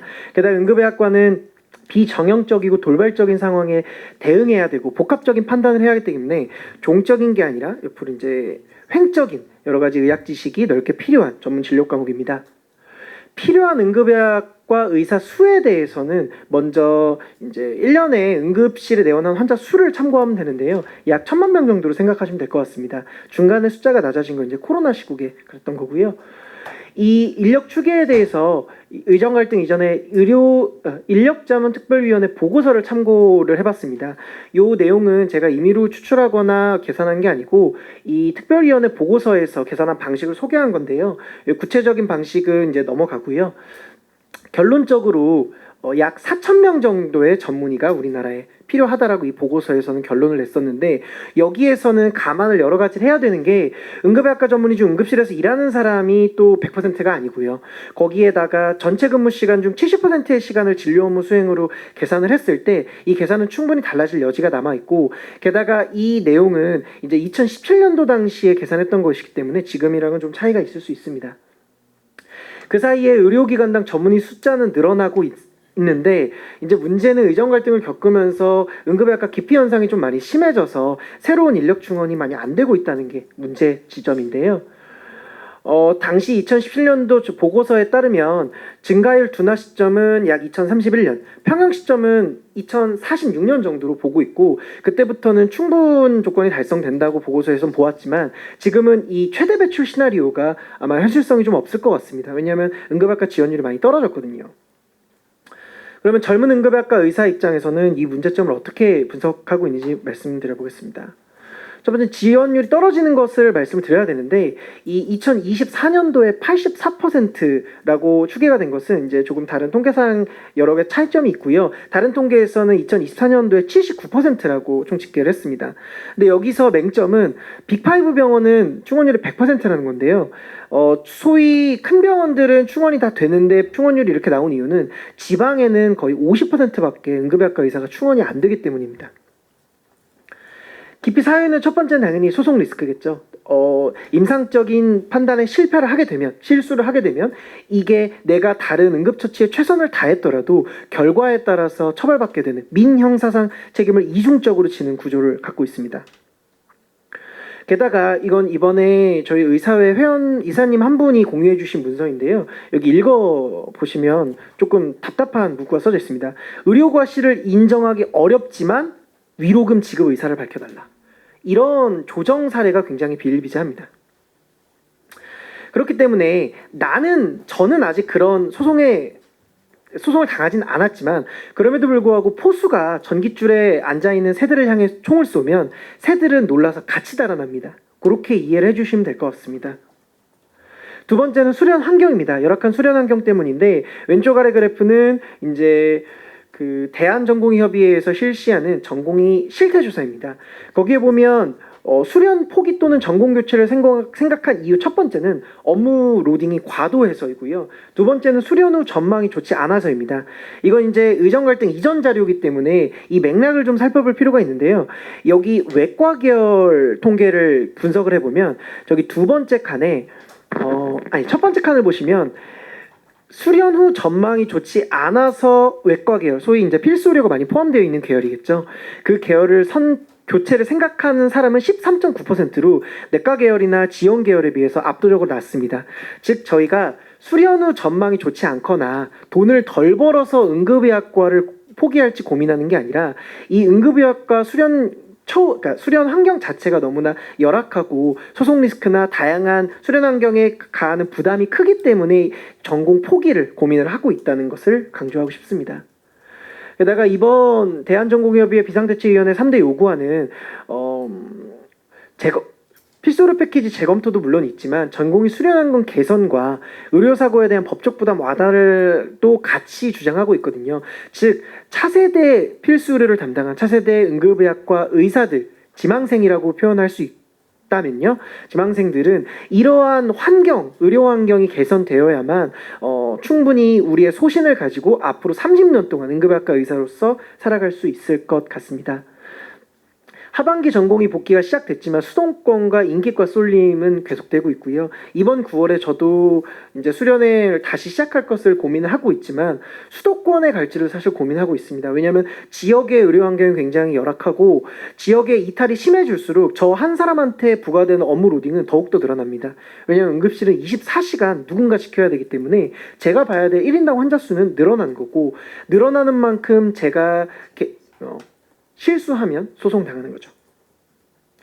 지방 인프라가 부족하기 때문에 지역 응급실을 기피하게 되고요. 법적인 보호와 지원, 그리고 교육 및 수련 환경의 불균형이 있기 때문에 결과적으로 수련 환경의 표준화가 실패하게 되었고 그래서 지방을 기피하게 됩니다. 그럼 해결책이 뭐가 있을까요? 이거는 제가 이제 대한의사협회 정책자문위원 시절에 체계적이고 지속가능한 전공의 수련제도 개선을 위한 정책 제안서를 그 KMA 폴리시 통해서 제안한 바 있습니다. 이거는 사직 전공의 13명이 모아서 썼던 정책 제안서인데요. 그 KMA 폴리시에서 정식으로 채택이 됐었던 건데 거기 내용을 주로 발췌해서 소개를 드리겠습니다. 첫 번째로는 교육수련병은 의무고지 제도가 좀 필요합니다. 간단히 말씀드리면 내원한 환자한테 당신의 진료에 수련의가 참여할 수 있다는 것을 접수 단계에서 고지하는 겁니다. 이게 필요한 이유는 이 고지 자체가 엄청난 의미가 있다기보다는 그 환자나 보호자로 하여금 내가 전공이나 이 다른 수련의사, 인턴의사한테 치료받을 수 있다는 것을 인정받아야 그 다음에 전공이나 수련의가 법적인 리스크가 질 만한 어떤 임상적인 오판을 하더라도 거기에 대해서 여러 가지 완화가 될 수 있는 최소한의 전제 조건이라고 생각하기 때문에 수련병은 의무고지 제도를 제안을 드리고 싶습니다. 실제로 전공의의 수련 환경 개선 및 지휘 역량을 위한 법률 일부 개정 법률안, 지난번에 서명호 의원님이 대표 발의해주신 이 전공인법 개정 법률안에 해당 내용이 들어갔었는데 전공의들 사이에서는 굉장히 필요한 법안이었다라는 반응이 굉장히 있었습니다. 두 번째로는 수련 환경의 표준화가 필요합니다. 왜냐하면은 응급의학과 의사 충원도 굉장히 중요하지만 지역 이탈을 최소화하는 것도 중요하거든요. 거기에서는 수련 환경이 어디서 수련을 받더라도 내가 충분한 응급의학과 전문의로서 전문 역량을 개발할 수 있을 거라는 믿음이 필요합니다. 그러기 위해서는 수련 및 교육평가 전문기관 출범이 좀 필요하고, 기존의 수련평가위원회는 여러 가지 구조적 한계에 봉착했음을 여러 가지 보도자료를 통해서 알 수 있습니다. 심지어 수련평가위원회 위원장님도 지난번에 그 정부 부처 토론회에서 실제로 그 수평이는 구조적 한계에 봉착했기 때문에 새로운 기관이 출범이 필요하다는 발제를 하신 적이 있습니다. 이러한 그 가칭인 KACGM의 주요 기능은 이 수련 평가의 퀄리티를 담당하는 거기 때문에 단순히 지금 수평이처럼 TO 조절을 하거나 병원 관계자와의 어떤 협의를 하는 것이 아니라 수련 평가의 퀄리티 컨트롤을 병원 수련 교육부와 협의해서 적절하게 유지할 수 있는 전문 기관입니다. 그리고 특히 꼭 들어가야 할 항목은 당사자가 평가하는 수련평가 시스템이 들어가야 되는데, 즉 바텀업 방식의 수련평가 시스템이 들어가야 된다는 겁니다. 이게 들어가야 의국별로 도제식 시스템이라고 하는 이제 과거의 관성 때문에 유지되는 여러 가지 불편한 진실들이 개선이 될 것이고, 그래야 비로소 소신껏 지역에 남아서 지역 의료에 종사할 수 있는 응급의료 의사가 배출될 거라고 확신합니다. 이거는 그 정책 제안서에 있는 그래프인데요. 아래쪽에 독립된 수련평가 기관이 위에 교육수련부와 각 의국과 소통하여 적절한 총괄 책임자, 교육전담 지도 전문의, 책임지도 전문의를 선정해서 이렇게 시스템적으로 관리를 하고요. 이 시스템은 의과대학 왼쪽에 보시면 졸업 예정자부터 인턴, 전공의, 전문의까지 그 1년의 과정을 담당함으로써 PK, 폴리클 의과대학생과 인턴, 그리고 인턴과 전공의, 전공의와 전문의 사이의 임상 능력 사이에 그 계단식의 괴리감을 조금 완화시켜 줄 수 있다고 생각합니다. 그리고 세 번째는 소송 리스크 감소인데요. 아까 이영민 회장님이 강조하셨던 엠탈라 얘기를 저도 하고 싶습니다. 환자가 원하는 것은 의료인의 처벌이 아니라 적절한 의료 서비스가 제공이 보장되는 것을 원할 거라고 생각합니다. 이걸 강조한 이유는 일방적인 의료계의 주장보다 환자들의 이야기를 함께 담는다고 한다면 정책 수용성이 훨씬 커질 수 있을 거라고 생각해서 좀 강조를 하고 싶었는데요. 그리고 의사가 원하는 것은 소신껏 진료할 수 있는 의료 환경이고, 이 중간지대, 즉 의사, 조금 직관적으로 말씀드리면 의사들의 사익과 공공의 공익 사이에 그 교차점이 저는 있을 거라고 생각합니다. 사망, 장애, 후유증 등 결과 중심이 아니라 과정 중심의 사전 약속이 필요하고, 이게 바로 아까 소개해 주신 엠탈라라고 생각합니다. Emergency Medical Treatment and Labor Act, 엠탈라의 풀텀인데요.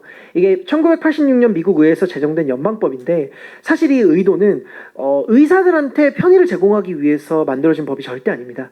응급상황인 환자한테 그들의 보험 유무나 지불 능력과 관계없이 적절한 메디컬 스크리닝, 적절한 선별 검사를 제공하도록 의무화하는 법안인데요. 제공 예시는 이 모든 의료 소비자는 의료적 응급상황 여부를 판단하는 적절한 의료 선별 검사를 응급실에 방문하면 제공받을 수 있습니다.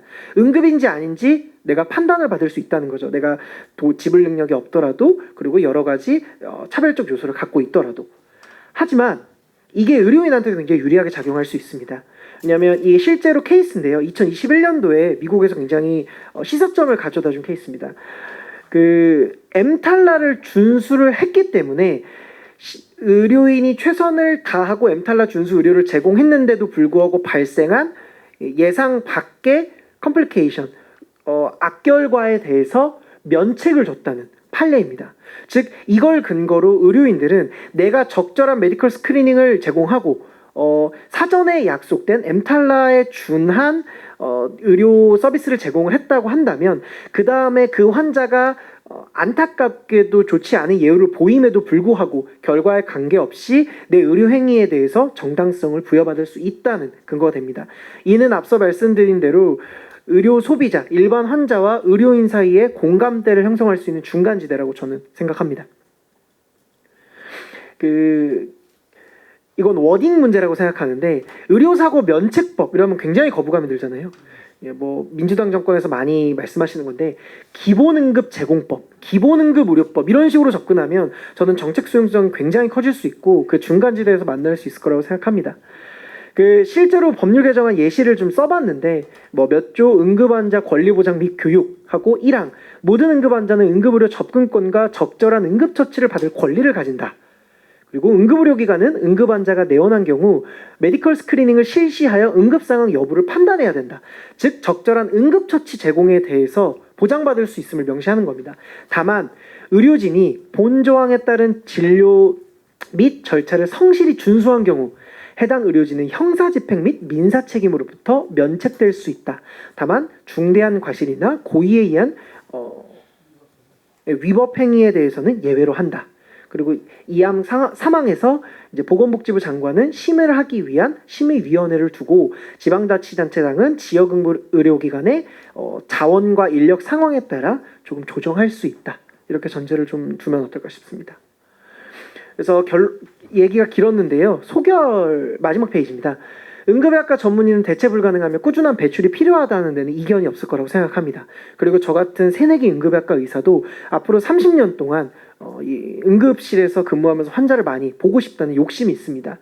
이를 위해서는 전공의 기피 현상 개선이 필요하고 소송 리스크 감소를 위해서 수선병원 의무고지 제도를 도입해서 전공의들이 이제 조금은 덜 숙련된 의료 기술로 아쉬운 결과가 발생했을 때 이에 대해서 조금 완화할 수 있는 버퍼할 수 있는 근거를 마련을 하고요. 그리고 엠탈라를 통해서 적절한 의료 제공을 의료인과 정부와 의료 소비자, 환자 사이에 사전 약속을 만들어 두는 겁니다. 그러면은 이제 처벌에 대한 이견도 분명히 덜어질 거고요. 그리고 수련안건 개선을 위해서는 독립된 수련평가기관을 출범을 해서 교육 수련의 퀄리티 컨트롤을 충분히 하고 그리고 수련의 표준화를 통해서 지역에서 내가 수련을 하더라도 서울대병원에서 수련한 것과 크게 다르지 않은 역량 있는 의사가 나올 거라는 확신이 있다고 하면 자연스럽게 지역의사제나 이런 강제적인 방법이 아니라 지역에 남아서 필수 의료에 종사할 것이라고 생각합니다. 여기에 대해서는 정부의 재정 지원도 필요할 거라고 생각하는데 이번에 약속하셨으니까 당연히 지속될 거라고 믿습니다. 감사합니다. 네. 이게 욕심이 많다 보니까 참 말이 많아져서 죄송합니다. 그만큼 이 문제가 상당히 좀 짚어야 할 문제들도 많고 좀 이해를 해야 할 부분도 많았었던 것이라고 이해를 해주시면 감사하겠습니다. 아마 처음 들어보는 얘기는 없을 거라고 생각합니다. 이 자리에 계신 모든 분들이 한 번쯤은 고민했었던 부분에 대해서 여러 가지 이야기들을 드렸고요. 사실은 이것이 전부가 아니라 앞으로가 훨씬 더 중요하다라고 생각합니다. 네, 안녕하세요. 소방청 1부 구급정책팀장 최주영입니다. 일단 발표하신 부분들에 대해서 제가 귀담아 들었고 또 말씀하신 것처럼 계속 누적되어 온 문제들에 대해서 저도 많이 공감을 하고 있습니다. 사실 제가 이제 소방청에 또 소속되어 있고 거기서 저는 이제 응급의료 체계상으로 보면 이제 병원 전 단계, 병원 밖 단계 이렇게를 담당한다고 보면 될 것 같은데요. 아마 그 응급실 방문 환자의 뭐 많은 퍼센트 한 20% 내외 정도를 구급차가 이송을 하고 있고 또 모든 응급의료 체계에서 이게 아주 큰 비중은 사실은 전체적으로 봤을 때는 아닐 수는 있어요. 이송 파트이기 때문에. 그렇지만 이제 국민이 직접적으로 이제 국가를 봤을 때는 구급차는 하나의 국가에 해당이 되거든요. 국민의 입장에서는. 그런데 이제 이런 이제 코로나를 겪고 그리고 지금 이제 의정 갈등이 일어나면서 이제 의료 환경이 점점 나빠지면서 이송 파트에서의 이제 시간이 딜레이되는 거, 그건 이제 저희는 이제 수치적으로 그것들을 계속 이제 모니터링하게 되니까 이제 시간도 계속 지체되고 또 뭐 응급실 뺑뺑이라고 해서 이제 언론 보도에 이제 나오는 것들을 보면 이제 뭐 몇십 번을 전화하고 가는 사례들이 사실은 종종 많이 있습니다. 특히 아까 발표하시면서 말씀해 주셨던 뭐 산부인과, 소아과, 안과 이런 것들은 실질적으로 계속 지금도 현장에서는 이송이 거의 불가능한 상태. 뭐 30번, 최고 많이 90번, 100번 넘게 이렇게 전화를 하고 운이 좋으면 가고 운이 만약에 나쁘면 그냥 미송해서 하는 처리되는 경우도 종종 있거든요. 그래서 제가 여기서 어떤 해결점을 드릴 수 있는 건 아니고 말씀하셨다시피 이건 진짜 의료 환경 전체에 대한 개선이 선행되면 이송도 자연스럽게 병원이 왜냐면 거기에 대한 수용력이 높아질 테니까 자연스럽게 해결될 수 있다고 보고 있습니다. 그래서 그런 부분에서 지금 이런 사태들이 조금은 더 활발하게 논의돼서 빨리 좀 점진적으로 해결이 되었으면 좋겠고 또한 거기서 저희는 이송 파트지만 할 수 있는 최선을 또 다 하고 있습니다. 그래서 그러니까 비정상적인 상황들이 제가 어저께 이제 한겨레 언론 보도에서 뭐 속초 지역에 이제 어린아이 복통 환자가 이제 한 15번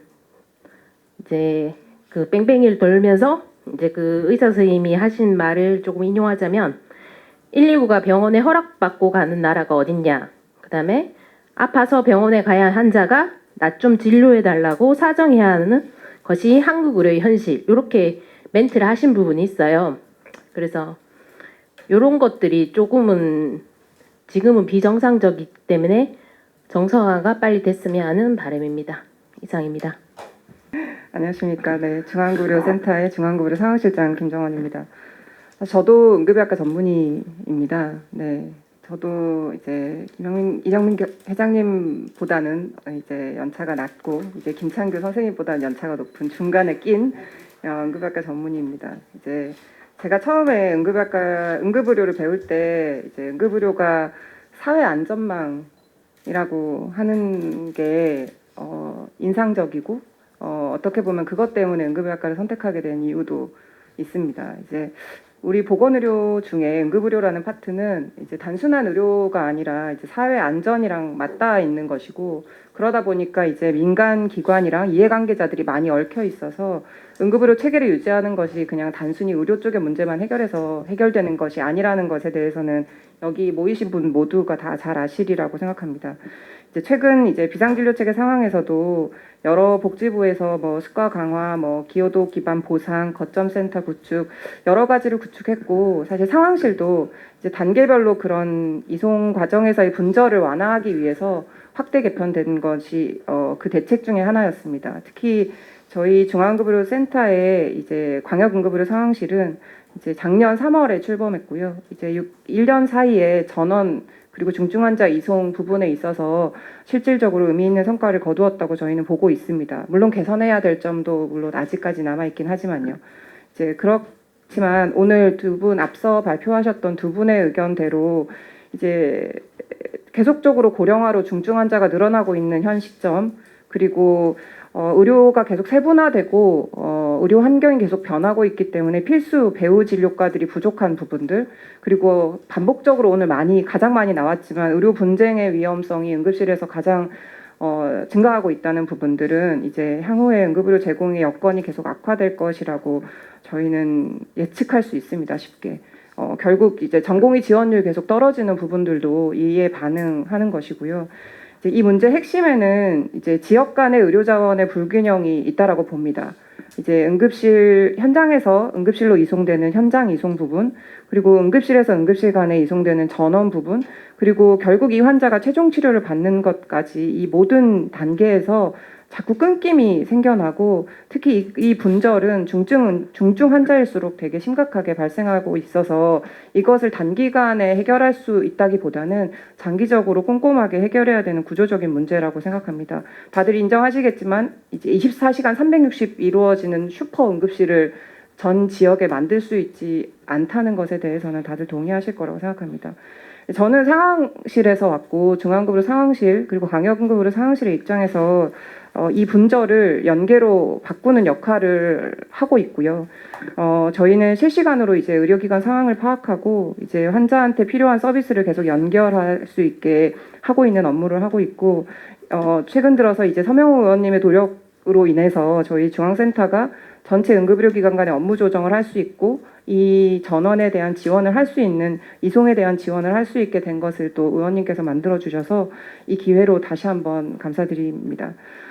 저희 상황실은 앞으로도 계속 이 의학적 전문성, 저희 상황실은 응급의학과 전문의와 응급구조사, 간호사 등으로 구성된 전문 조직입니다. 그래서 이 전문성을 기반으로 하고 있고요. 그 전문성의 바탕 아래는 말씀드렸던 직종적인 전문성뿐만 아니라 저희 중앙응급의료센터가 가지고 있는 응급의료에 대한 정책 역량, 그리고 이제 지역별 자원에 대해서 관리하는 현황들, 그리고 네트워크 간의 협업을 저희가 이루어낼 수 있는 플랫폼의 역할들을 강화해서 저희가 의료 사각지대를 줄이면서 이 끊김을 해결할 수 있도록 저희는 계속 업무를 할 것이고요. 이제 119와 함께는 저희가 지금 현재 중증응급 환자 공동대응을 소방과 같이 함께하고 있는데요. 이것과 이제 결국은 병원으로 갔을 때 최종 치료가 안 되는 부분을 전원으로 연계하는 것들, 현장에서 병원까지의 이송과 병원에서 병원까지의 전원을 저희가 연계할 수 있는 상황실이기 때문에 환자한테는 이를 연계를 빨리 진행함으로써 신속하게 서비스를 제공하고, 의료기관에는 부족한 자원을 효율적으로 활용할 수 있도록 저희 쪽에서 이 연계 작업을 더 유기적이고 촘촘하게 진행하도록 할 것입니다. 그리고 저희가 조금 중장기적으로는 IT나 AI 기반으로 통합 컨트롤 타워를 구축하겠다는 목표도 저희가 지금 가지고 있는데요. 저희 상황실이 이송과 전원만 하고 있는 것은 아니고 재난의료 대응까지 함께하고 있는 상황실이기 때문에 이 응급과 재난을 전반적으로 통합 관제할 수 있는 시스템을 마련해가지고 변화하는 어떤 국가 위기 상황에 이 의료뿐만이 아니라 더 다양한 위기 상황에 실시간 대응할 수 있는 컨트롤 타워 역할을 수행할 수 있도록 하겠습니다.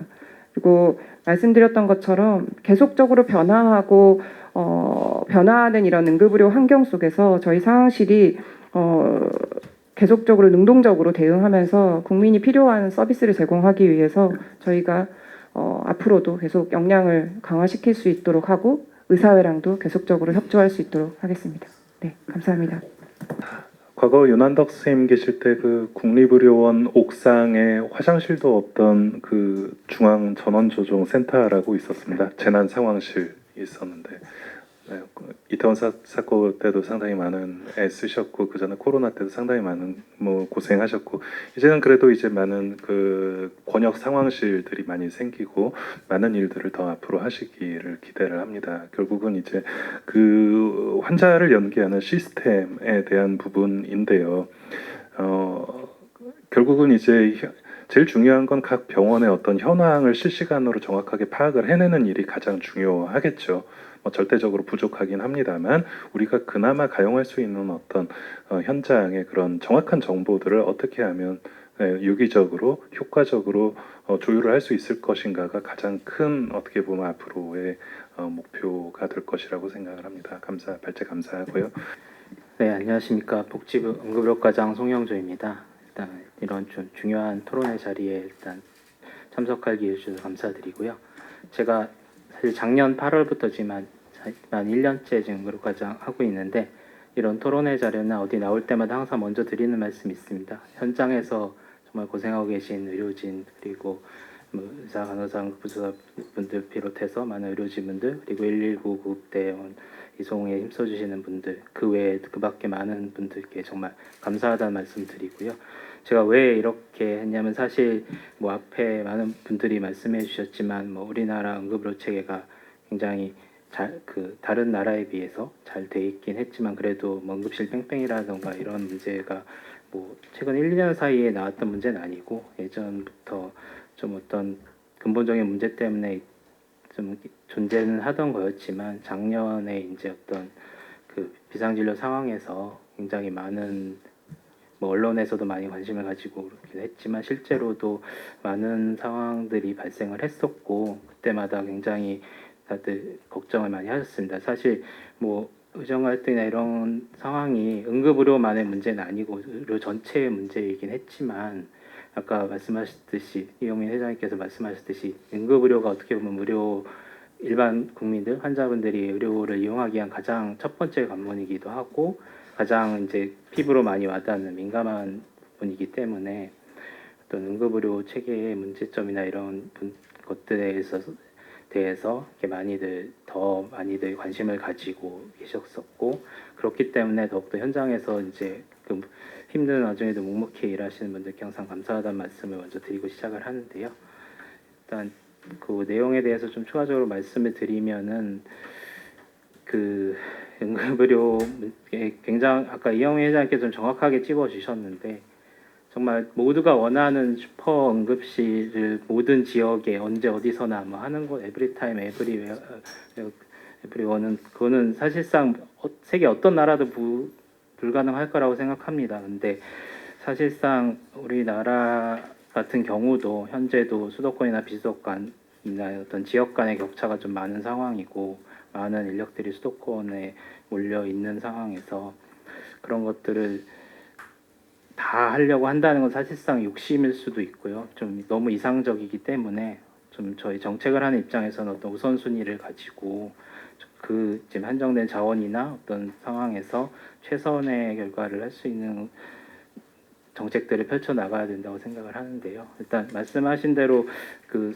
손봐야 될 것들이 현장에 많이 있습니다. 이제 뭐 지금 김창희 선생님께도 말씀하셨지만 가장 그 아마 응급의학 그 선생님들께서 가장 그 피부로 느끼시는 것 중에 하나가 이제 어떤 소송에 대한 어떤 것들이 다른 과목들에 비해서는 훨씬 아마 노출이 많이 되어 있으실 거고 그렇기 때문에 사실 저희가 뭐 작년 재작년 의료개혁을 추진한다고 해서 여러 가지 내용들을 이제 논의하는 와중에서 이제 의료인의 어떤 법적 그 사법 리스크를 완화하는 것들을 이제 논의를 하고 있는데 그 중에서도 응급의학 쪽은 이제 그와는 또 별도로 저희 응급의료 법 개정이나 이런 부분들에 대해서 좀 많은 얘기가들이 있고 사실상 저희도 이건 굉장히 필요하다고 보고 있고요. 사실 지금 법 개정안이라던가 이런 것도 많은 의원님들이 이제 발의도 해주시고 해서 좀 법 개정 사항이기 때문에 국회에서도 이제 논의가 될 텐데 의원님께서도 많이 도와주실 거라고 생각을 하고 저희도 어떤 현장의 의견들 많이 듣고 최선의 결과를 할 수 있는 어떤 그 개정안이라던가 그 외에 아까 말씀하신 엠탈라 관련해서도 저희도 이제 좀 많이 그 자료나 이런 거 해석을 하고 현장에 적용을 어떻게 할지 고민을 하고 있거든요. 근데 어쨌든 그건 또 법 문항과는 또 다른 어떤 또 전체적인 사회적 합의이기 때문에 아마 조금 더 이제 특히 환자분들이나 이런 분들하고 이제 전체적인 사회적 합의를 하는 데는 뭐 시간이 좀 더 필요하겠지만 굉장히 중요한 거라고 생각을 하고 좀 우선적으로 추진하도록 하겠습니다. 그리고 그 외에 이제 응급의료 측에 특히 응급실 뺑뺑이라는 응급실 미수용 문제 해결을 위해서 저희는 크게 이제 그러니까 병원 단계하고 병원 전 단계,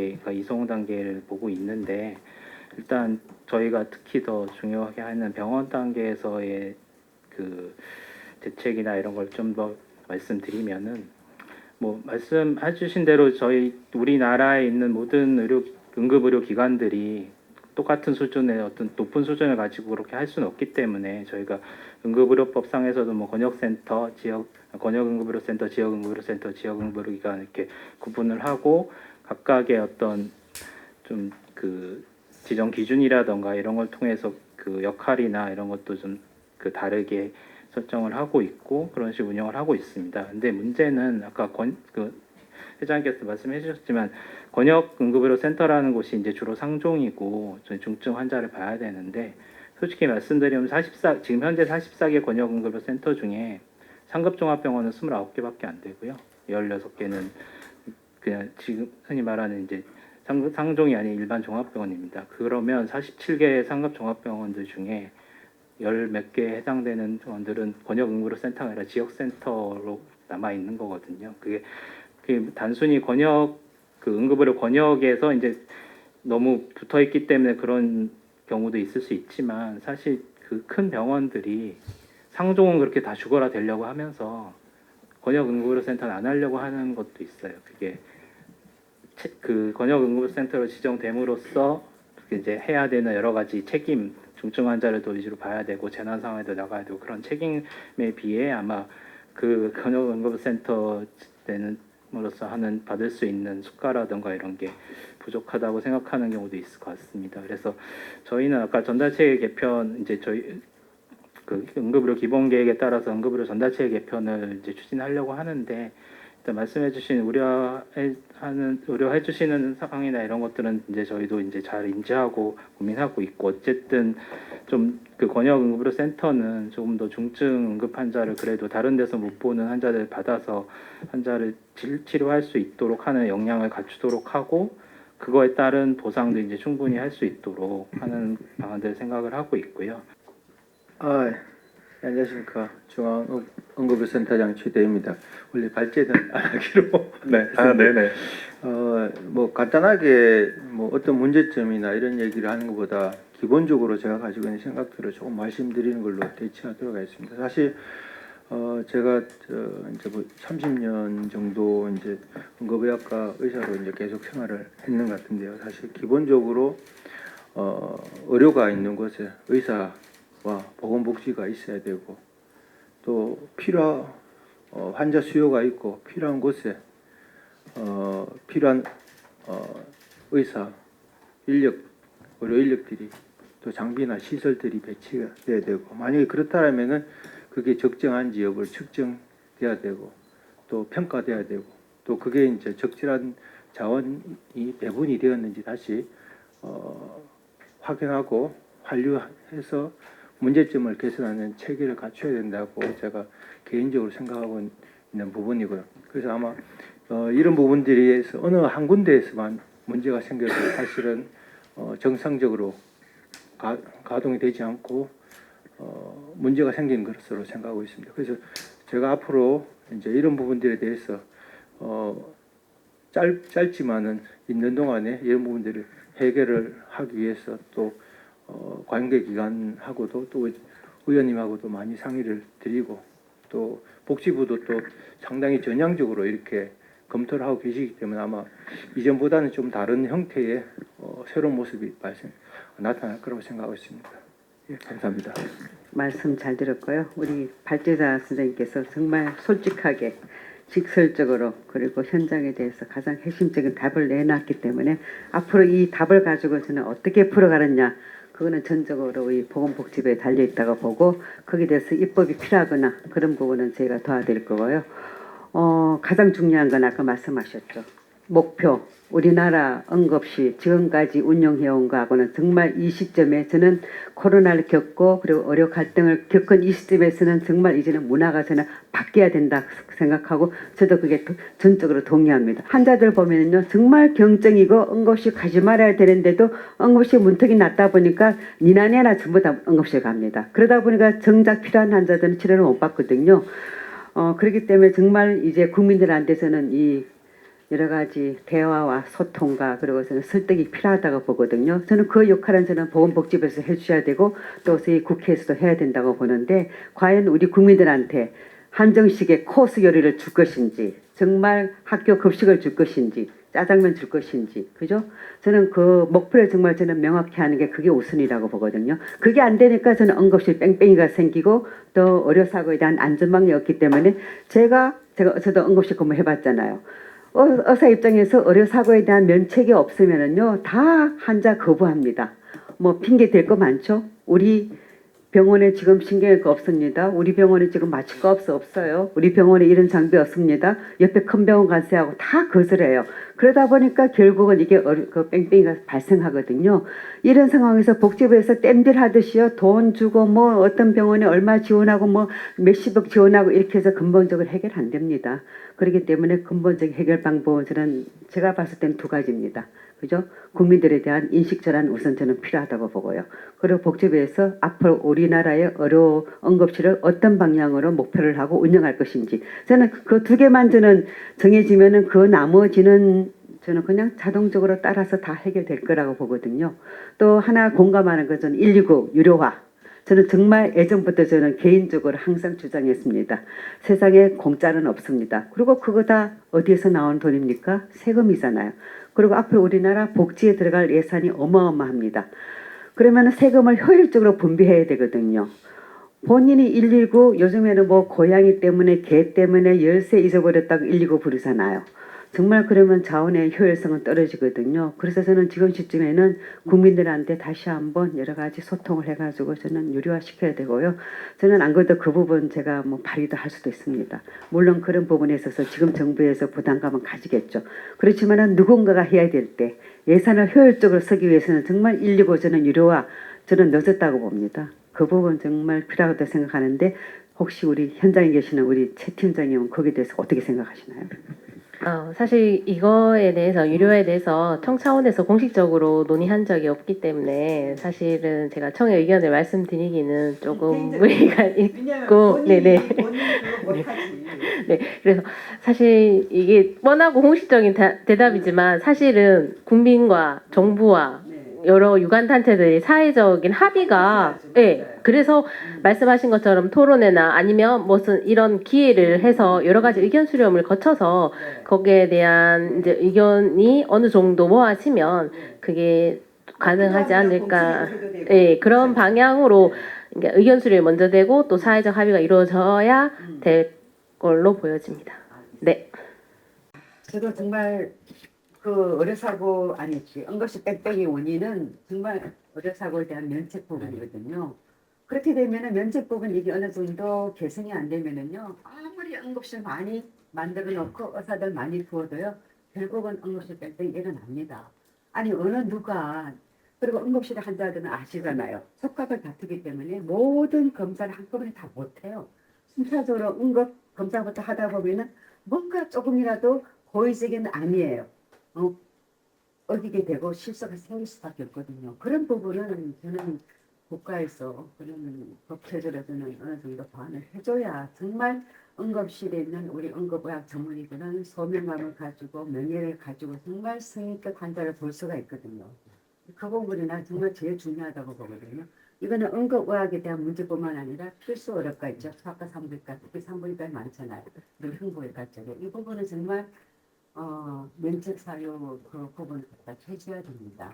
그래야 그 다음에 이게 뭔가 자연적으로 풀리는 거지. 이거는 돈으로 해결될 문제가 아니에요. 그렇기 때문에 이 부분은 마치 우리 성명조 응급의료 과장님 오셨는데 오늘 자리가 아마 많이 난처하실 것 같은데 저희들도 도와드릴 테니까 이 부분은 정말 중요하고요. 이참에 의료 갈등이 생겨가지고 모든 게 무너진 이참에 다시 이래서야 돼. 이참에 이 부분은 꼭 반드시 해결해 주셔야 됩니다. 그죠? 네. 어떻게 생각하세요? 네, 그 의원님 말씀 저 동의하고 일단 응급의료 과장으로서는 100% 동의하고요. 예. 그리고 개인적으로는 200% 동의하고 근데 이제 말씀하신 대로 이게 응급의료 과만 건지 필수 의료과 이제 할 건지나 그런 거에 따라 법 체계라는 것도 달라지고 사실상 이 부분에 대해서 뭐 많이들 다 필요성 인정하시지만 어느 정도 할 건지 그냥 감면으로 할 건지 아예 완전 면책으로 할 건지 이런 거에 대한 좀 뭐 환자 단체나 이런 여러 좀 의견들이 좀 다양한 걸로 알고 있습니다. 그래서 그런 부분들은 잘 협의해서 이제 저는 뭐 굉장히 중요한 거라고 생각을 하고 의원님 많이 도와주신다면 저희도 이제 적극적으로 이렇게 추진하도록 하겠습니다. 그러니까 하신다고 말씀하시지 마시고 저랑 네, 알겠습니다. 이게 1회 우선순위가 있단 말이에요. 가장 우선순위로 두고 이게 필수의료과 부처가 모든 걸 다 한꺼번에 하기가 힘들면은 응급의학과 부분부터 더 손을 대도 되잖아요. 네. 그럼 그 나머지는 더 쉽게 나갈 수 있지 않을까? 왜냐면 환자 단체에 또 의견이 있거든요. 네, 그 부분에 맞습니다. 있어서. 근데 그 부분에서는 오히려 풀어드리면은 저는 흡수가 잘했어요. 그렇기 때문에 모든 걸 한꺼번에 풀기가 어려우면은 먼저 본보기로 응급의학과 부분 환자 부분부터 뭐 그죠? 어려서 네. 사회를 이어둬서는 그거는 좀 더 쉽게 되는 어그리가 될 거라고 보거든요. 네, 알겠습니다. 그것 한번 고민해 봐주세요. 네, 알겠습니다. 네, 의원님 말씀대로 이제 응급의학과의 특징이 응급의료법이 따로 있기 때문에 여기만 먼저 가는 거나 이런 것도 적극적으로 검토하겠습니다. 효율적이지 않을까 싶은데 왜냐하면 환자 입장에서 내가 나도 언제 응급실에 실려갈 줄 몰라요. 그죠? 그렇기 때문에 필수 의료과 다 풀면은 너무 길어지니까 일단 뭐 시작이 반이라고 먼저 선단의 기간은 중요하다고 봐요. 감사합니다. 이 토론이라고 하는 게 결국은 이제 문답이죠. 묻고 답하고 하는 문제인데 아마 최주영 팀장님께서도 이제 그럴 거예요. 이런 법적인 문제가 해결이 되면은 제일 불편해하시는 바로 그 부분. 응급처치라도 해주지라고 하는 부분이 풀려야 그 다음이 풀리거든요.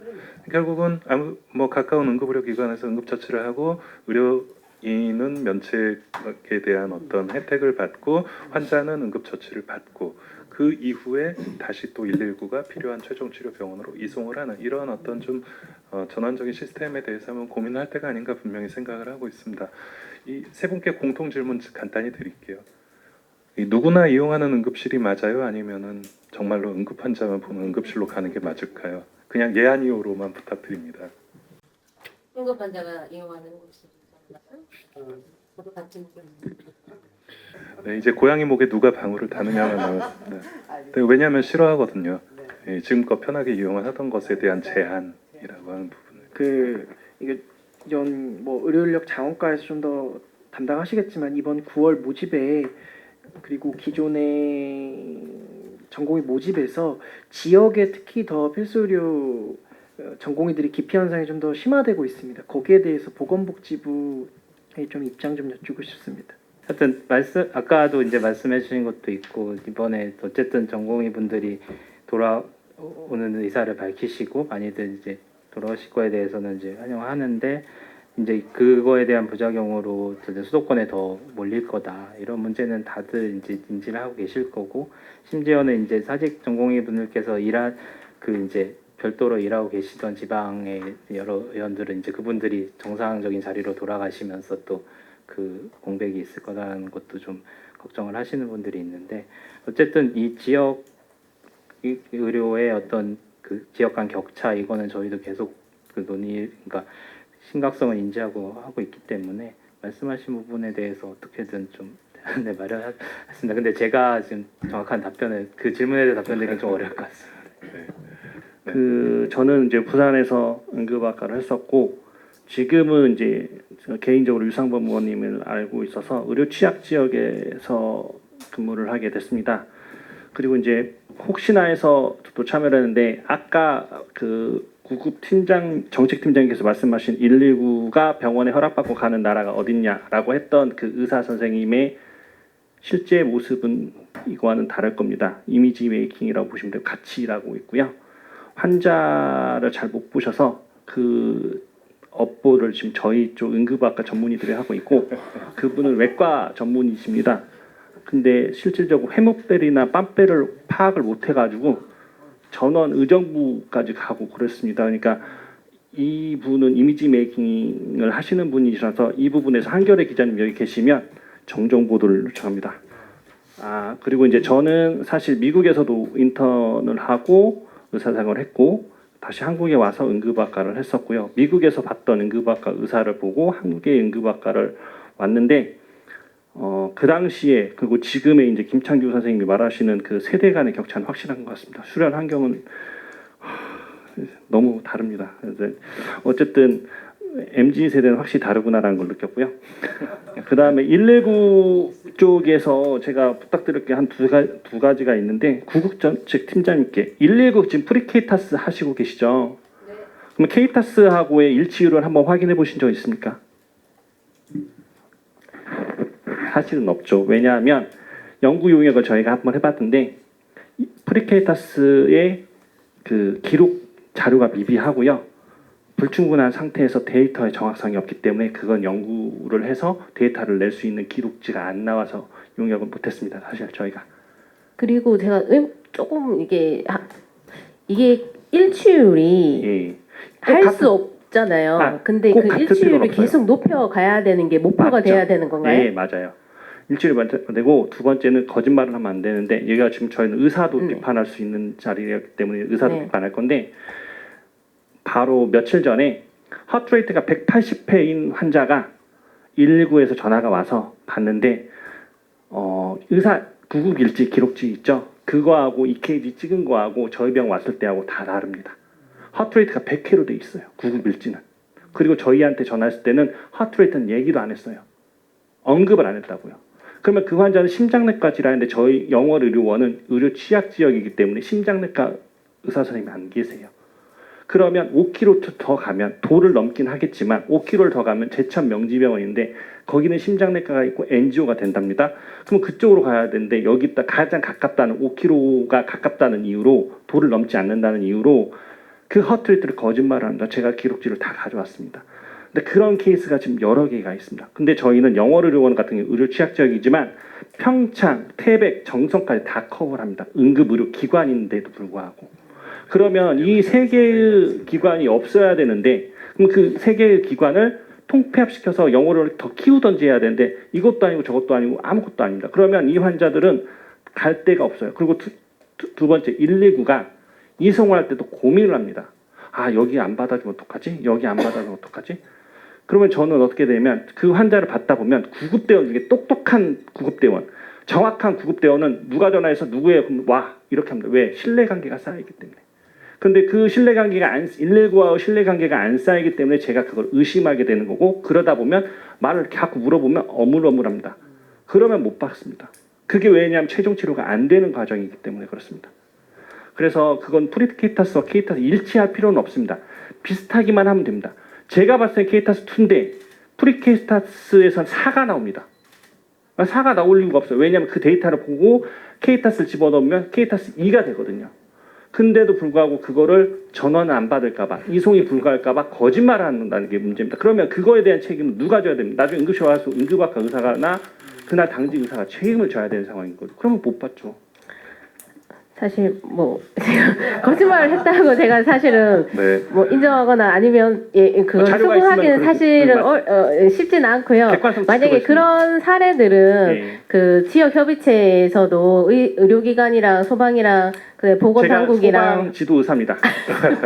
사실 잠시만요. 네. 말씀드리고 싶은 거는 사실 현장에서는 이런 오류들이 계속적으로 발생을 하고 있고 서로 간의 신뢰가 사실은 자꾸 깨져가고 있는 지금 과정 이 문제인 것이거든요. 그렇다면 그걸 정책적으로 커버할 수 있는 어떤 대안이 나와야 돼요. 왜냐하면은 현장에선 혼란스럽거든요. 그래서 저도 119의 유료화가 필요하다고 생각하는 이유 중에 하나는 미국은 유료화가 있을 뿐만 아니라 그거에 대해서 119가 책임을 집니다. 그죠. 그러면 감사도 받습니다. 그러면 그 사람의 역량이 늘어나고 공부를 해야 될 수밖에 없습니다. 그러나 지금 119는 도덕적 해이고 무료이기 때문에 국민들한테는 공짜니까 119 소방대원 다 착한 사람이야 라고 해버리면 의사는 나쁜 사람밖에 될 수 없습니다. 그렇기 때문에 유료화라 해서 어느 정도의 책임을 지어주는 게 맞다고 생각하고 저는 119 그 911이라고 미국에 있는 911하고 싸우기도 합니다. 야 이거 어떻게 돼? 이거 어떻게 돼? 야 이건 이거잖아. 그래 그러면 이번엔 봐줄게. 다음에 이렇게 봐. 그러면 다 됩니다. 그게 나중에는 의사가 환자한테 고질하게 됩니다. 문제가 이런 문제가 있어서 911이 이렇게 해서 여기 데려왔는데 이거는 좀 문제가 있으나라면 그 환자가 나중에 소송을 겁니다. 그렇기 때문에 그렇게 무료화는 소송이 안 되지만 유료화는 소송이 가능하기 때문에 119의 질적 향상을 위해서는 유료화를 크게 할 필요는 없지만 그래도 119의 퀄리티를 향상시키기 위해서는 그런 제도가 필요할 거라고 생각을 합니다. 두 번째는 의사들을 까야 되는 좀 간단히 좀 엠팔라는 미국에서 엠팔라의 기준은 상당히 낮습니다. 그러나 우리나라의 의료 수준이나 국민들의 의료 요청하는 제한은 수준이 높기 때문에 엠팔라 자체의 수준을 좀 높이면 그나마 좋을 것 같다라는 의견을 드립니다. 세 번째는 그 정부 쪽의 문제인데 중앙의료센터 쪽의 문제이긴 한데 항상 문제를 제기하고 문제지만 기관 평가라는 응급의료 체계에서 중앙에서 응급의료 체계에 대한 평가를 합니다. 권역센터, 지역센터, 지역 응급의료기관. 그러면 그 현지에서는 다 압니다. 응급학과 의사들은 다. 이 병원은 환자 안 받고 이 병원은 환자 가려받고 이 환자 엄청 잘 받아. 그런데 진짜 평가하면 진짜 잘 받는 병원은 점수가 최하고 환자 진짜 안 받고 가려받고 가짜로 해가지고 서류 받아갖고 1등을 먹었다고 뉴스에도 나오고 기사도 나옵니다. 그럼 그런 부분은 중앙의료센터에서 어떻게 평가를 다시 바꿀 건지. 두 번째, 이 평가 지표가 20년이 넘었어요. 그리고 전 김성중 센터장님하고 제가 항상 국회에 가서 얘기할 때도 이 센터를 지표를 바꿔야 된다면 전 김성중 센터님 야 됐어 딱 할 일도 뭐 하나 이런 식으로 얘기를 하시는데 그 필수 영역은 한 번만 갖추면 20년이고 30년이 그대로 유지가 되기 때문에 이거는 패스로 페이를 가면 무조건 패스입니다. 한 번만 갖추면 되기 때문에. 그런데 선택 영역이나 필수 지표 같은 경우는 소프트웨어적이기 때문에 이 환자가 제대로 수용이 됐는지 아니면 전원을 갔는데 왜 전원을 갔는지 그러면 지역 기관은 전원을 갈 수 있어요. 그런데 권역센터나 지역센터에서는 다른 데로 전원을 가는 게 조금 덜해야 되는 상황인데 비슷하다는 거죠. 그러면 그거에 대한 점수나 어떤 가점이나 뭐 마이너스 점수라도 이런 게 가야 되는데 그런 게 전혀 이루어지지 않습니다. 그러면 실질적으로 이게 정치적인 목적이긴 한데 지역적으로 물론 이제 저희 부모님하고도 관련되고 있겠지만 지역 센터를 받으면 금액이 올라갑니다. 그런데 지역 센터로서의 능력이 안 되는데 지역적으로 이제 저희가 정치적 그 지역에 그걸 줌으로써 해서 정치적 이득이 생기는 겁니다. 그러면 그건 아니지 않습니까? 저도 이제 지역 접근할 걸 생각하고 얘기를 하는데 네. 어쨌든 평가적으로 봤을 때는 그 지역 센터의 평가, 그러니까 응급의료 체계의 평가를 제대로 해야 되는 게 맞고요. 그 눈 감아주고 이런 거는 절대 없어야 되는 상황이긴 합니다. 그래야 지역 센터의 능력이 되는 병원이 지역 센터가 돼야 되는 거지. 지역 센터도 깜냥도 안 되는 데가 지역 센터를 간다는 거는 환자들한테도 문제가 있는 거거든요. 마무리입니다. 평가에 대해서 현장의 전문의들이 되게 불만이 많아요. 왜냐하면 1등이 인정할 수 없는 1등이 자꾸 나오거든요. 네. 이제 뭐 개선이 분명히 필요하고 개선이 실질적으로 효율성까지 이어져야 하는 것이 원래 그 이런 부분들은 사실은 얘기를 하면 안 되는 부분이긴 하지만 사실은 이제 강원도에 사실은 이제 지역 기관 정도밖에 안 되는데 센터를 받은 데가 상당히 많이 있는 것은 제가 알고 있고요. 두 번째는 이제 지금 이제 사실 평가 1등이 실질적으로 환자를 많이 보고 기능적으로 잘 하고 있느냐도 잘 그게 현실과 다르다 하는 것도 잘 알고 있습니다. 그래서 이제 이 평가 체계는 아마 그 실질적으로 잘 보는 병원들이 잘 볼 수 있도록 거기 바뀔 거라 하는 것들은 이제 제가 저희 이제 평가팀하고 얘기를 많이 지금 나누고 있는 중이고요. 특히나 이제 그런 부분들이 환자를 가장 안 받던 병원이 어떤 사건이 생겼을 때 유일하게 평가를 거기 이제 여러 가지 규제를 피해갔던 그런 사건 사례도 제가 정확하게 알고 있어서 아마 그런 부분들을 아마 현행화하려고 지금 이제 평가팀하고 자주 이제 회의를 많이 하고 있습니다. 그렇게 답변해요. 공적 제보가 가능하면 그건 받아줄 수 있습니까? 예. 아마 공적 제보를 하시면은 어떤 식으로 평가를 해야 될지는 아마 저희가 거기 제 성격상은 아마 뭐 바닥까지 뒤질 수도 있는데 아마 그런 것들은 공식적인 절차를 통해서 해주시면은 아마 중앙센터에서 할 수 있는 그런 체계를 통해서 조사를 하고 말씀을 드리도록 하겠습니다. 우리 센터장님이 인정이 제일 많으신 걸로 저는 아는데 이제는 정말로 뭐 시간이 없습니다. 개선을 위해서 나가야죠. 이제 뭐 거꾸로 돌아가서는 지금 상황에서는 더 이상 내려갈 곳은 없다라고 생각하고요.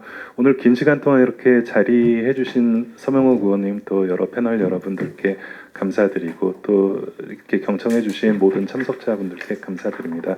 자, 오늘 저도 토론 이렇게 2시간 넘었어요. 이렇게 한 거 정말 오래간만인데 정말 열띤 토론이었고 이 토론이 정말 말 그대로 형식적이 아니라 여기서 나온 좋은 의견들이 바로 제도 개선화되고 또 우리 보건복지부 과장님이 오셨기 때문에 아마 잘 진행되리라고 생각하고 오늘 우리 발제하신 우리 이영민 우리 응급의학과 의사회 회장님과 그리고 우리 최대 의료센터장님 그리고 우리 바쁘신데도 오신 우리 129 구급정책팀장님 그리고 우리 중앙응급의료 센터장님과 실장님 그리고 우리 전공의 선생님 네, 모두 감사하고 자 이제부터는 이제 실천하는 액션만 남았습니다. 다 같이 힘을 모아서 나아가기를 바라겠습니다. 감사합니다.